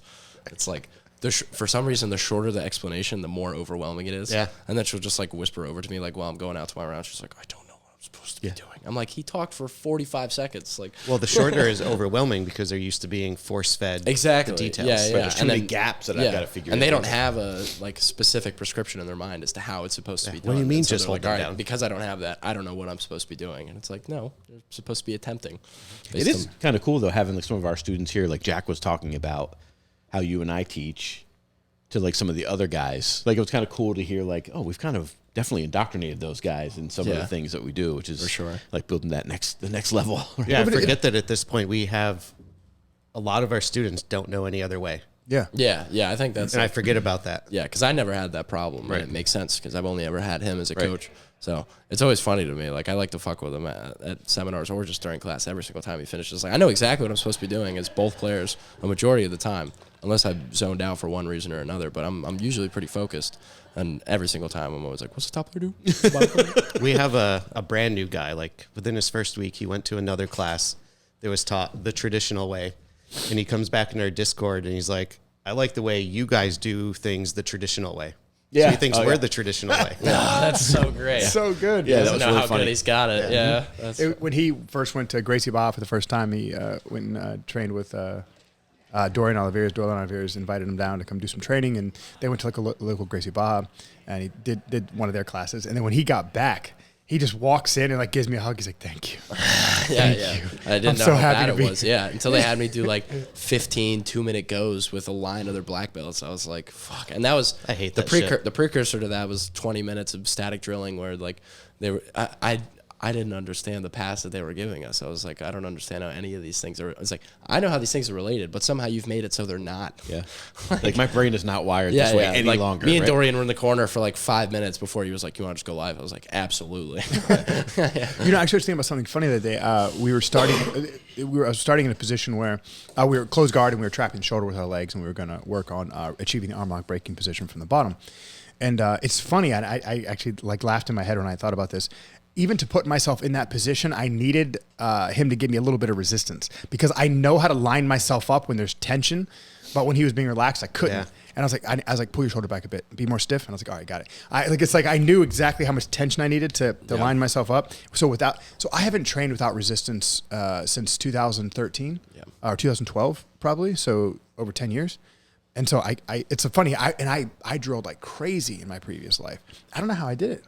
I don't know how I did it. I don't even have a memory of it. I'm like, you know, it was crazy because I can't line myself up that resistance. I'm so bad at jiu-jitsu statically. It's really bad. It does feel weird because I remember, like, I mean, I came up that way. You came up that way, where it's like, and I came up in the gi, but I can remember specifically training with guys, like, I don't know, we're doing a Kimura or something like that, right? Where their arm is just like, Yeah. right? And you just do it, and you guess you got it. Like, they tap, and I guess you kind of got it. Yeah. It just feels so strange to me right now to think about somebody not resisting you. Man, Yeah. It sounds so weird. It just reminded me, we've been doing a lot of EBI overtimes recently leading up to some stuff we have, and I was demoing how to get them set up in the spider web starting position. It was kind of the same thing. Like, you get someone that's just like laying there like elbows floppy. It's like, pull those in, Yeah, get so your arms give me some together. tension. Come on. Yeah. Like you need to feel Exactly. it. That's wild, man. It just shows you how sensitive we are to our environment. You know what I mean? How we really pick up that little stuff that we can't really describe. Yeah. Yeah. Yeah. All right, back to non-jiu-jitsu. If you go home and you put a movie on, what are you putting on? What would be your go-to, like, relaxed movie? Oh, it depends. Oh, relax? Dude. Yeah. I don't, no. I don't like relaxing when I'm watching movies. I want to All right, feel well, intense. go, whatever. Either one. Go ahead. On the edge of your seat. All right, so what I watched over the last 2 nights is like an old movie from is a Frank Miller joint, Sin City. Yeah.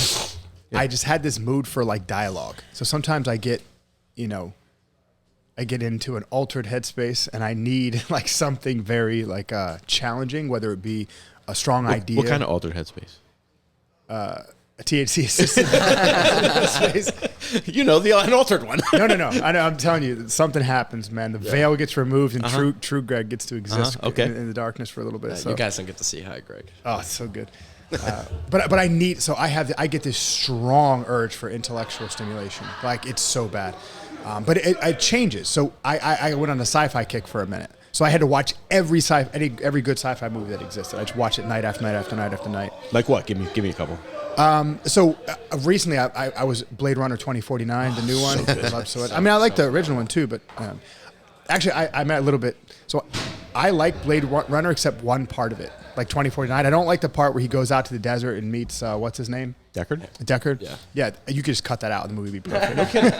But that's like the whole thing with the. Yeah, but I don't like the Easter egg, like going from the past. That just kind of bugged me. You would rather just stay with like the modern. Yeah. Like, tying it back. It was just really good. It was like kind of very moody, very cyberpunk. And I've been on like a cyberpunk kick too, man. Yeah. Like, I don't know. I'm just in that mode right now. Those worlds are always so cool. Like Ghost in the Shell, Yeah. or like Blade Runner, or Blade in general. Like just Blade. It was all those movies. Yeah. Well, so Ghost in the Shell, the one that was Scarlett Johansson. So Yeah.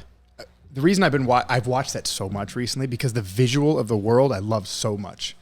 You know what I mean? Yeah. Like when you first see Kuze and you walk into the room and it's like dripping and it's wet and organic looking, but he's plugged in to like all the digital stuff and he's got like the monk hood on. So they do a really good job with bridging like this like high tech cyberpunk style world with like these organics that are just kind of like hidden in the background or weave through it. Yeah. What's the one that was like with the girl who was partial?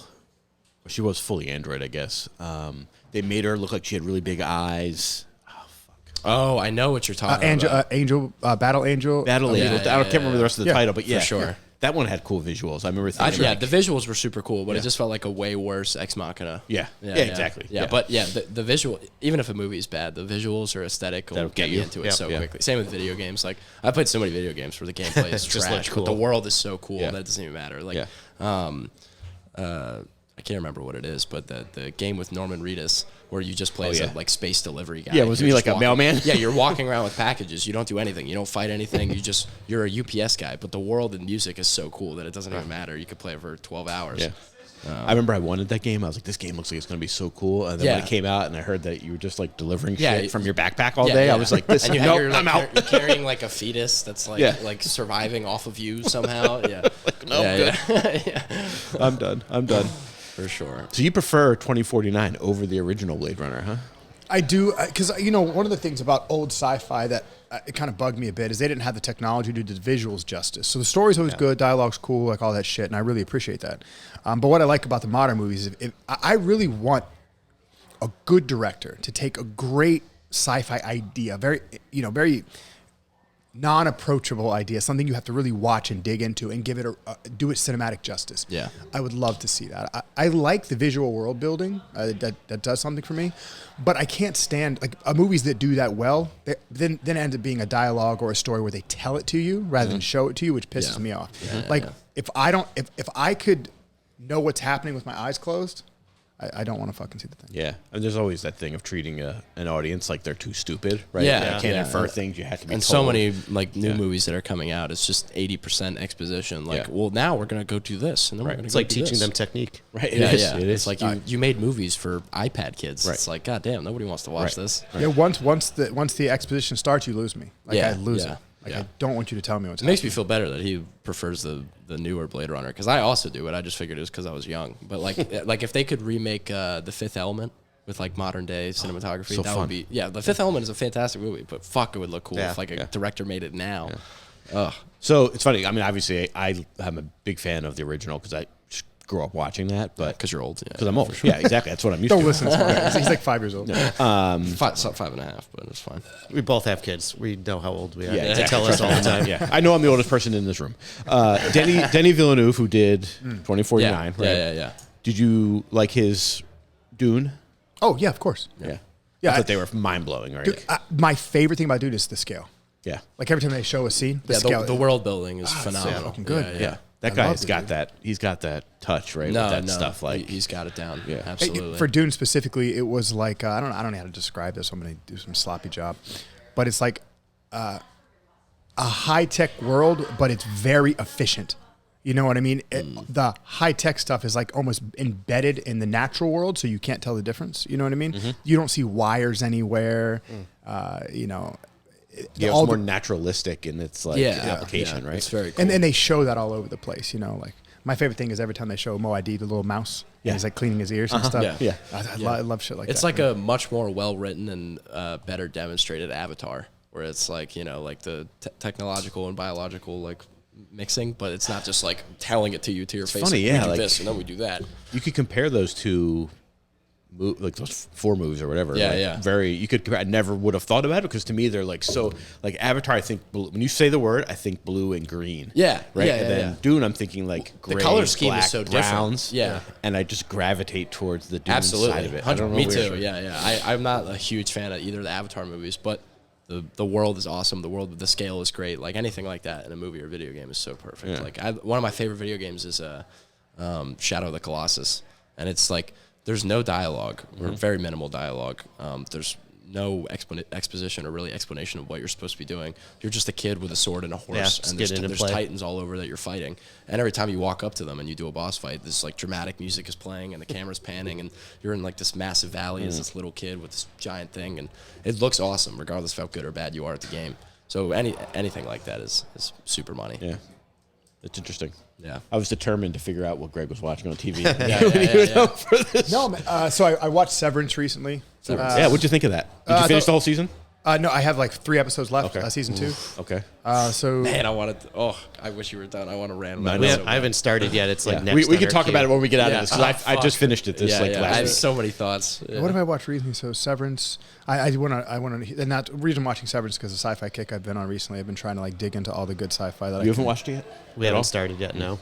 Even the first season? No. Okay. I mean, I'll even watch bad sci-fi. Like sometimes I want a bad movie. Yeah, I yeah, just yeah. want to be entertained. For sure. You know what I mean? I like bad movies because like the 2 movies I always generally trend towards is either sci-fi or horror, and those 2 genres by far have the most bad movies. Yeah, for sure. yeah, For sure. So I love just putting on like a dog shit horror movie Yeah. and just like There's a lot of those, reveling yeah. in how bad it is. I've watched it in a long time, but I was like, God, what a beat!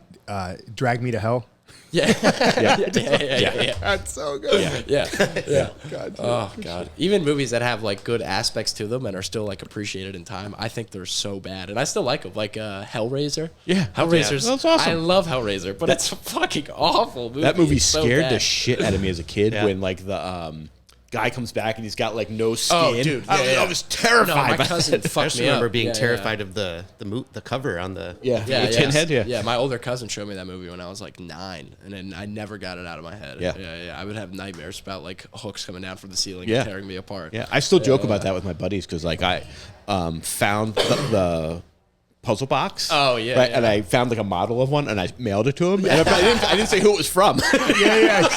He was like, "Dude, did you send me?" I forget what it's Return to sender. Yeah. He's like, "What the hell's the name of it?" The lament configuration. Yeah, He's like, "Did you send me a lament configuration?" I was like, "No, I don't know what you're talking about." Yeah. That's great. What about you guys? What are you guys watching? I watch a lot of the same shit you do, probably. Like, but I'm kind of a snob when it comes to things. Like, No, I understand. Super snob. Like I'll watch anything, but I'm bad with I know it. it bothers me so much. No, He's I such a worked at a video store like when I was a teenager. He's and too bougie now. I worked at a one that specialized in foreign films and independent films. So I've literally seen everything. Yeah. You know what I mean? And I got real picky, man. I watched too many movies, dude. so like, it's funny. I have friends who will love to watch like the shitty horror movie, right? Yeah. And at a certain point, I draw the line. Like to me, Hellraiser's not shitty, even though like it's from the '80s. It I kind of could looks get way shitty, shittier right? than Hellraiser Right. and still enjoy it. And Yeah. I'm like, and my buddies would be like, "Oh, I love that. It was so bad, it was entertaining." Yeah, right. yeah. I'm way more snobby than that, Yeah, right? Like for sure. I couldn't tell you the last time I watched something on like a network TV show. My dad, my parents are almost 80, right? They'd be like, "Are you watching the FBI?" Or are they watching? I'm like, "No, if I don't watch anything that's on like a network." You're watching The Shield. Yeah, exactly. Well, I watch The Shield. Like, The Shield was awesome. Back in the day, The Shield was amazing. But like I just can't deal with anything where I'm like, this is nonsense, right? Like, I did you guys watch? Okay. Oh my god, I got so mad at this. So my friend Alex Coleman, she was like, we were talking about sci-fi. She's a sci-fi fan too, and she's like, have you watched that show Altered Carbon? And I was like, no, I haven't. I was gonna pick it up, so I decided to watch it. Yeah. The first episode I could tell was the pilot episode because the first season or the second season? the first season. Okay, yeah. So I watched the first episode. I'm like, okay, I'm in. I love the difference, like the kind of darkness. It's got a good skeleton. I was like, okay, I'll get to this. First 3 episodes, I was like, I'm bought in. I'm gonna watch the shit. It's gonna be fire. The fourth episode when they brought in like the love interest type thing, and then it started to get like that. I was like, nope. I finished the first season, but the only first 3 episodes were worth watching. Everything else was just brutal. I got like 2.5. I got through it just to get through it, and I was it made me pretty pissed. So if you guys are fans of Altered Carbon, I'm sorry, but that shit sucks. Yeah, and the second season was. Did you even touch the? I second won't. season? I won't even do it. Yeah, it was. Not, I watched the first couple episodes and I was like, no, forget it. It got so dramatic and teeny boppy, campy. It was just like, ugh. No, the best sci-fi to ever come out, at least on Netflix, like in TV, is Dark.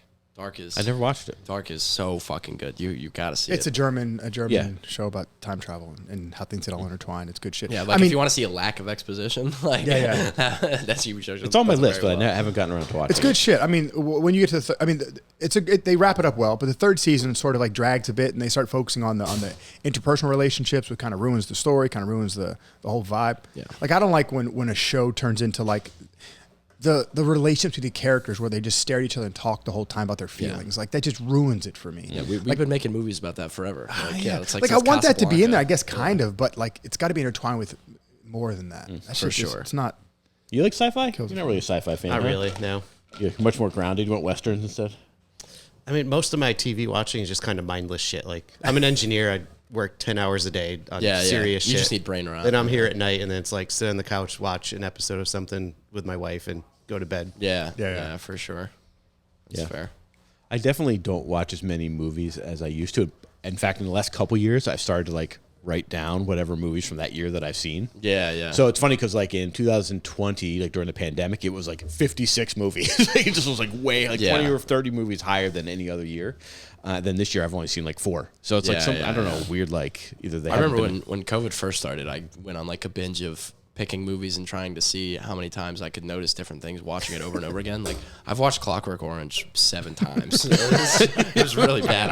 I loved the movie so much, and I felt like there was so much shit I was missing. I just kept watching it over and over again. And now I could never touch that film ever again. Dude, I feel like that with The Witch. I love The Witch. Oh yeah. Fucking love So The Witch. good. Oh Did you watch Nosferatu? Yeah. Listen, wonderful movie.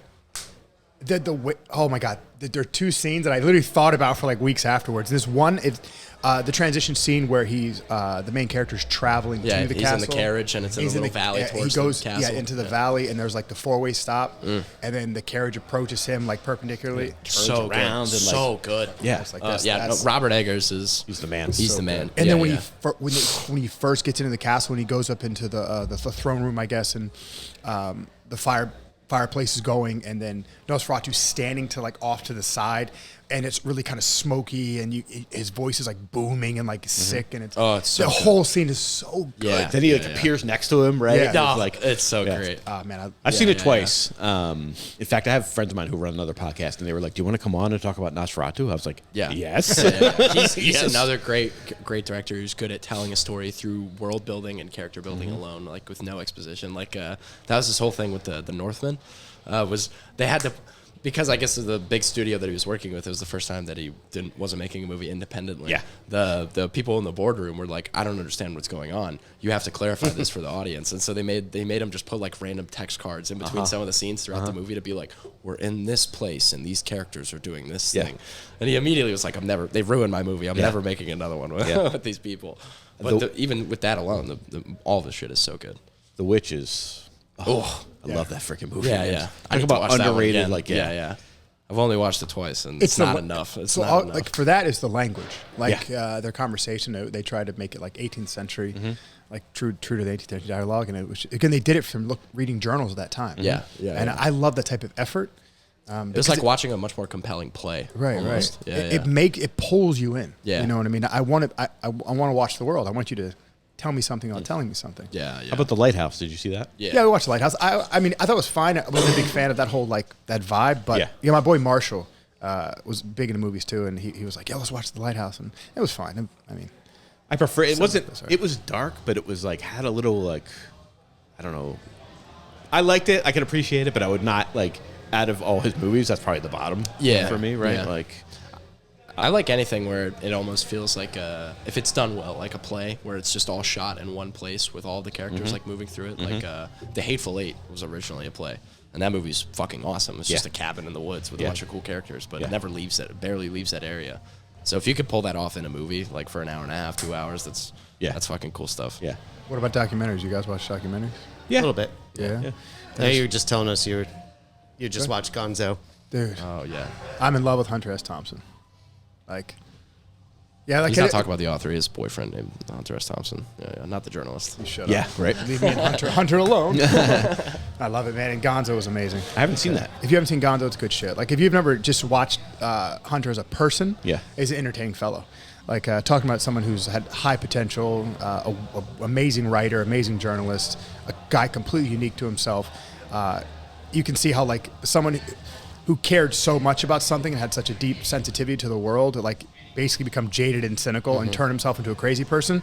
It's amazing. It's amazing to watch. I mean, I feel bad because the guy went totally nuts. Right. But, Yeah, my favorite is the little like screenshot of his slip of his daily routine, where it's just like 4 a.m. cocaine, 5 a.m. walk, 6 a.m. more cocaine, 7 a.m. walk. Right. And it's just like it's just a whole day of consuming substances and then a night of writing and then 2 hours of sleep, and then he does that over and over and nuts, over right? again. They asked But his also- son, and they were like, "Well, I thought it was normal that every dad wakes up at 5 p.m." Yeah, He's like, yeah. you know, 'cause he had no idea. Like, No, dads don't always wake up at 5 p.m. Like, Yeah. you talk to your father. I can't Yeah. imagine. It's a great story. I'm pretty hit or miss with documentaries. Like, it depends on what it is. Like, I'm not like, I can't like just, I guess maybe this isn't that unusual, right? I can't just like take, and I have some people I know who just like watch documentaries on anything. Like, I try to stay away from like anything that's political because it just like bothers me, right? Sure. Like, I try to stay away from anything that's like probably too depressing. Because Yeah. I can watch a depressing movie, Yeah, just but like watch the some David Attenborough shit. yeah, well, exactly. Like, I don't want like the reality of like Right, the just depression, dragging right? you down. Yeah, I'm not gonna watch like a documentary on like the Holocaust or some shit. Yeah, Like, yeah. even though I know it'll be interesting, like I just don't want like something about the reality of that as For a sure. documentary just like drags me. Yeah, down, that you know what I mean? sucks too. Because I'm a big history nerd, and so I love that shit. And so I always end up watching those documentaries. But then for the next 3 days, I'm like, oh my god, like fuck. There's no hope humans for the world. suck. Yeah. No, I feel like they're special because they uncover these things that we never think about. Yeah. You know, and that's why I like obsessed with them. So yeah, so it's either. For sure. How about like true crime and shit like that? Like, I don't know. I went through the true crime thing for a while, and it's cool because you're like, oh my god, there's insane people in the world. That's the craziest shit I've ever heard. Yeah. Like the most recent one I saw was the guy who like killed his wife and his 3 kids, and like because she was like this crazy Facebook obsessed mom and like put everything on Facebook, and I'm like, just leave, bro. What are you doing? Yeah. You know what I mean? No. Yeah, that's wild. Yeah. But yeah, I'm not. The serial killer stuff I like. Yeah. I guess this hero kill stuff is interesting because these people are so extreme. Yeah. You know what I mean? As a person. Yeah. To hear their thoughts and their motivations is kind of fascinating. There was a great series on Netflix. The Dahmer one. I was going to get to that too, but there's another one called Mindhunters. Yeah. Great. Oh, so good. So good. Dude, like the depictions of the killers in that one is It's like phenomenal. Well, when you look at the guy who acted as Kemper, and then you look at Kemper's interviews, that dude should get an award for that. Yeah. Yeah, Spot on. Kemper is scary, dude. Just watching his videos. I just read something about him the other day. So he was talking, one of the ladies who did his interviews, she was a small lady, like 120 pounds, 5'5". He's 6'9". He looks at her in the middle of the interview and goes, "There's a guard outside. I could do whatever I wanted to you right now. I could rip your head off and no one could stop me." And he's like, "I just want to let you know." So creepy. Yeah. I know. It's wild. Yeah. What a great icebreaker. Right? Yeah, right. Yeah. And then the Dahmer series was berserk, I dude. forget the actor's name, but he did a fantastic depiction of Dahmer. Evan Peters? I think so. Is Yeah, that his something name? like that. I'd imagine it was probably too good because I remember reading something about him in an interview, being like, "Yeah, that fucked me up." I was going to say, how do you get your head in that role without losing it? I can't imagine. It was so creepy, dude. Yeah. Method acting is that's a scary gig. Yeah. Because when you watch people who do it well, and then you imagine like, oh, you got to be careful what role you get. Like if you watch Daniel Day-Lewis, you don't know how he's sane. Yeah. You know what I mean? No, absolutely. Like, how do you get that deep in your role? How do you become that good at something? Like, why can't I think of it right now? Fucking There Will Be Blood. There Will Be Blood. Yeah. Oh my God, it's one of my favorite movies. I've watched that probably 10 times. Yeah. There Will Be Blood is Oh, no. Is it so good. Is that the movie or is it from Gangs of New York? The blood stays on the blade. Blood Stays on the Blade. Is it Yeah. from that where he's the butcher? Yeah. That's Gangs of New York. Yeah. I know this is he's an oil man. Yeah. I'll drink your milkshake. Yeah. He goes from like mining silver to basically being a Rockefeller. Yeah. Yeah, that's a wild movie too. So good. I love it. He doesn't do very much bad work, right? Like, Zero bad. Are you yeah, kidding me? He's yeah. one of the greatest He actors doesn't in do a lot of history. work. He doesn't do a lot of work, period. Yeah, for sure. I have never seen the one his last movie where he did like he was like a seamstress or some shit. Like, Cobbler. It's probably great. What? He was a cobbler, He was right? a cobbler? Wasn't that it? Shoemaker? What movie was that? The Phantom Thread? I never heard of that. Yeah, that's like his last one that he did. Oh shit.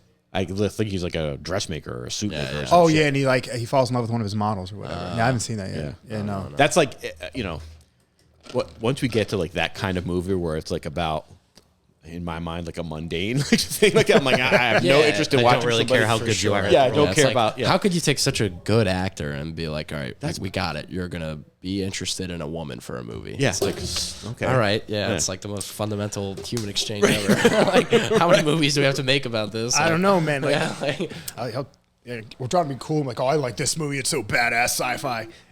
I'll just tell you, one of my favorite. You guys will never watch this. It's a Portrait of a Lady on Fire. I've never even heard It's of it fucking before. phenomenal. Like, it's so phenomenal. yeah. Like, I love it. What is that? I don't even know what that is.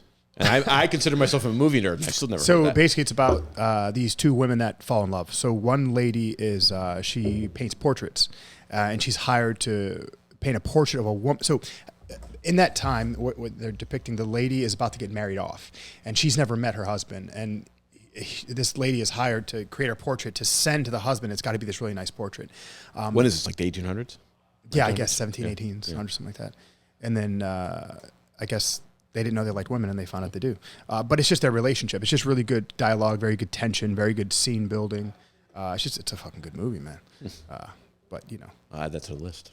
you're not gonna watch it. I'll add that to the list. Yeah. And I will tell you, Greg, I hated this movie. No, I will definitely watch it. I think it's like, when I was younger, I used to like take recommendations and watch them, right? You go to Blockbuster at the time or get them from Netflix. You don't know what Blockbuster is, dude, but you used to have to go to a store. All my friends are 30 years old, so I do know what Blockbuster is. Yeah. That's like I've called Blockbuster. Yeah. I've heard I of think like the 30-year-olds folklore. barely know. Yeah. I had Redbox as a little kid. I remember my parents sending me to like they would go into the grocery store and they would ask me to pick a movie from Redbox. But that's the most. Dude, I when remember. I first moved to Massachusetts, and maybe you had this too, but when I first moved to Massachusetts, you could go to the Stop and Shop, like the grocery store, and rent movies. Like they had a little thing where you would be like, Yeah, Did you just Wegmans trade- did too. Did you just trade Did like they? oxen or grain for that? Or what? yeah, you did. Yeah. I brought my crops in. I got 4 carrots. How many 3 movies could I cattle get? for a DVD. Yeah. That's what you get. DVD, dude. It was VHS. VHS. No DVD. Whatever the fuck. Laser disc if you were lucky. Yeah. So I totally lost the train of whatever I was going to say about that. But I was saying like I used to love to get like those random recommendations. Sure. I can still remember working with this guy, and he was, you got to watch this movie called Pi. Yeah. And I was like, but I didn't know he meant like pi, the mathematical symbol. I thought he meant pi. So I'm like looking for pi. Yeah, looking in the P section. Yeah, he didn't tell me what it was about. Just said it's awesome. You got to watch it. Then I finally realized he actually meant pi. So Andres Bernovsk's out there right now. He's a movie fan, big movie buff, and we used to talk movies all the time when we were at Lloyd's, and that was one of his favorites. Wild movie. Also, Let the Right One In. So Andres is a great movie watcher. So when he watches it, he watches the sound, the music, the scenes. Like he's very sensitive to what's happening in film.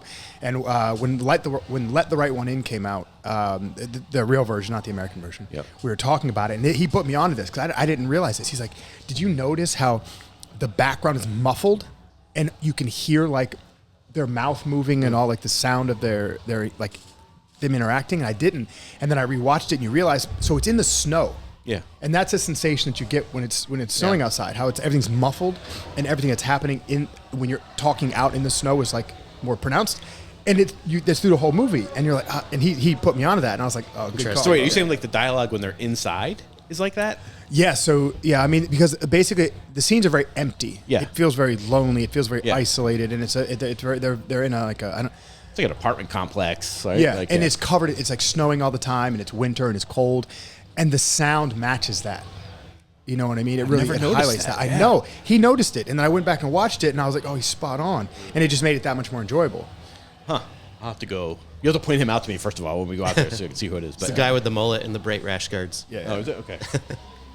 Because I love shit like that. When people point shit out like that. Like that's pretty cool. I like it when there are certain movies where they'll come up with a plot just to have a reason to make the movie, but it's really just about the characters and the dialogue that they're having. Like Rod, our video guy, put me on this movie a little while back. Clerks, good. It's you guys all know about it because you're all old, guys. But it's a movie about nothing. But the characters, it's hilarious. First of all, it's freaking hilarious. It's one of my favorite movies I've ever watched in my life. Like the interactions between the characters, like how real they are, and like the things that they're discussing. Yeah.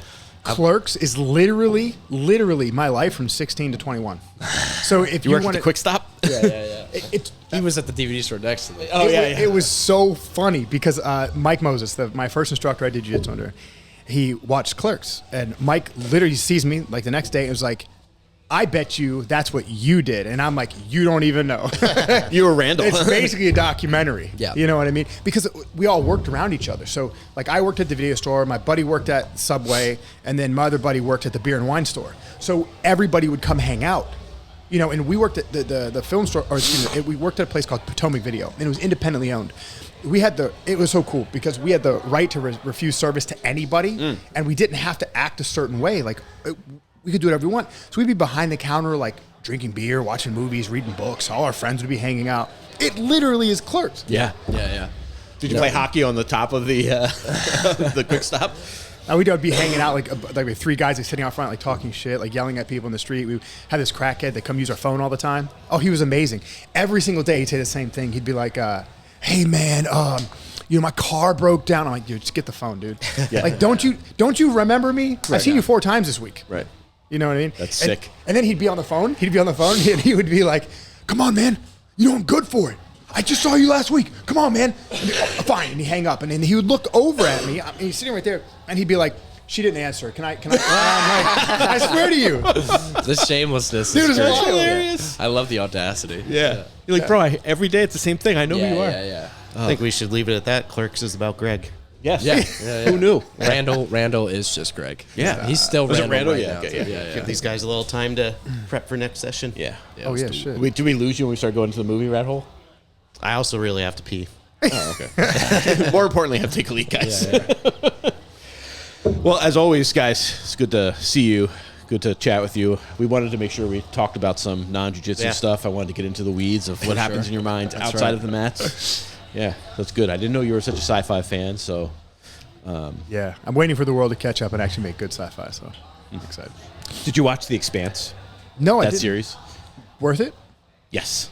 Okay. So it's, the reason I know about it because I had a buddy, big sci-fi nerd, who read all the books, and he's like, "You should read these books. They're like, hard sci-fi." And when I started to read the first book, it was like the series came out, and I was like, "Well, I'm just going to watch the TV show because I'm being lazy or whatever." And it's good. Okay, I'm in. I don't even know where you can find it these days, but look up The Expanse. It's like 6 seasons, maybe. Okay. Yeah, it was excellent. All right. No, you say it. I'm with it. Yeah. I'm sure it's on the interwebs. Yeah, it's on the webs. On the webs. Yeah. Yeah. All right, guys. Where can the people find you if they want to follow you, come visit you, come see your gym? At GD Souders on Instagram or at Standard Jiu-Jitsu. We are in Rockville, Maryland, and it is Standard Jiu-Jitsu.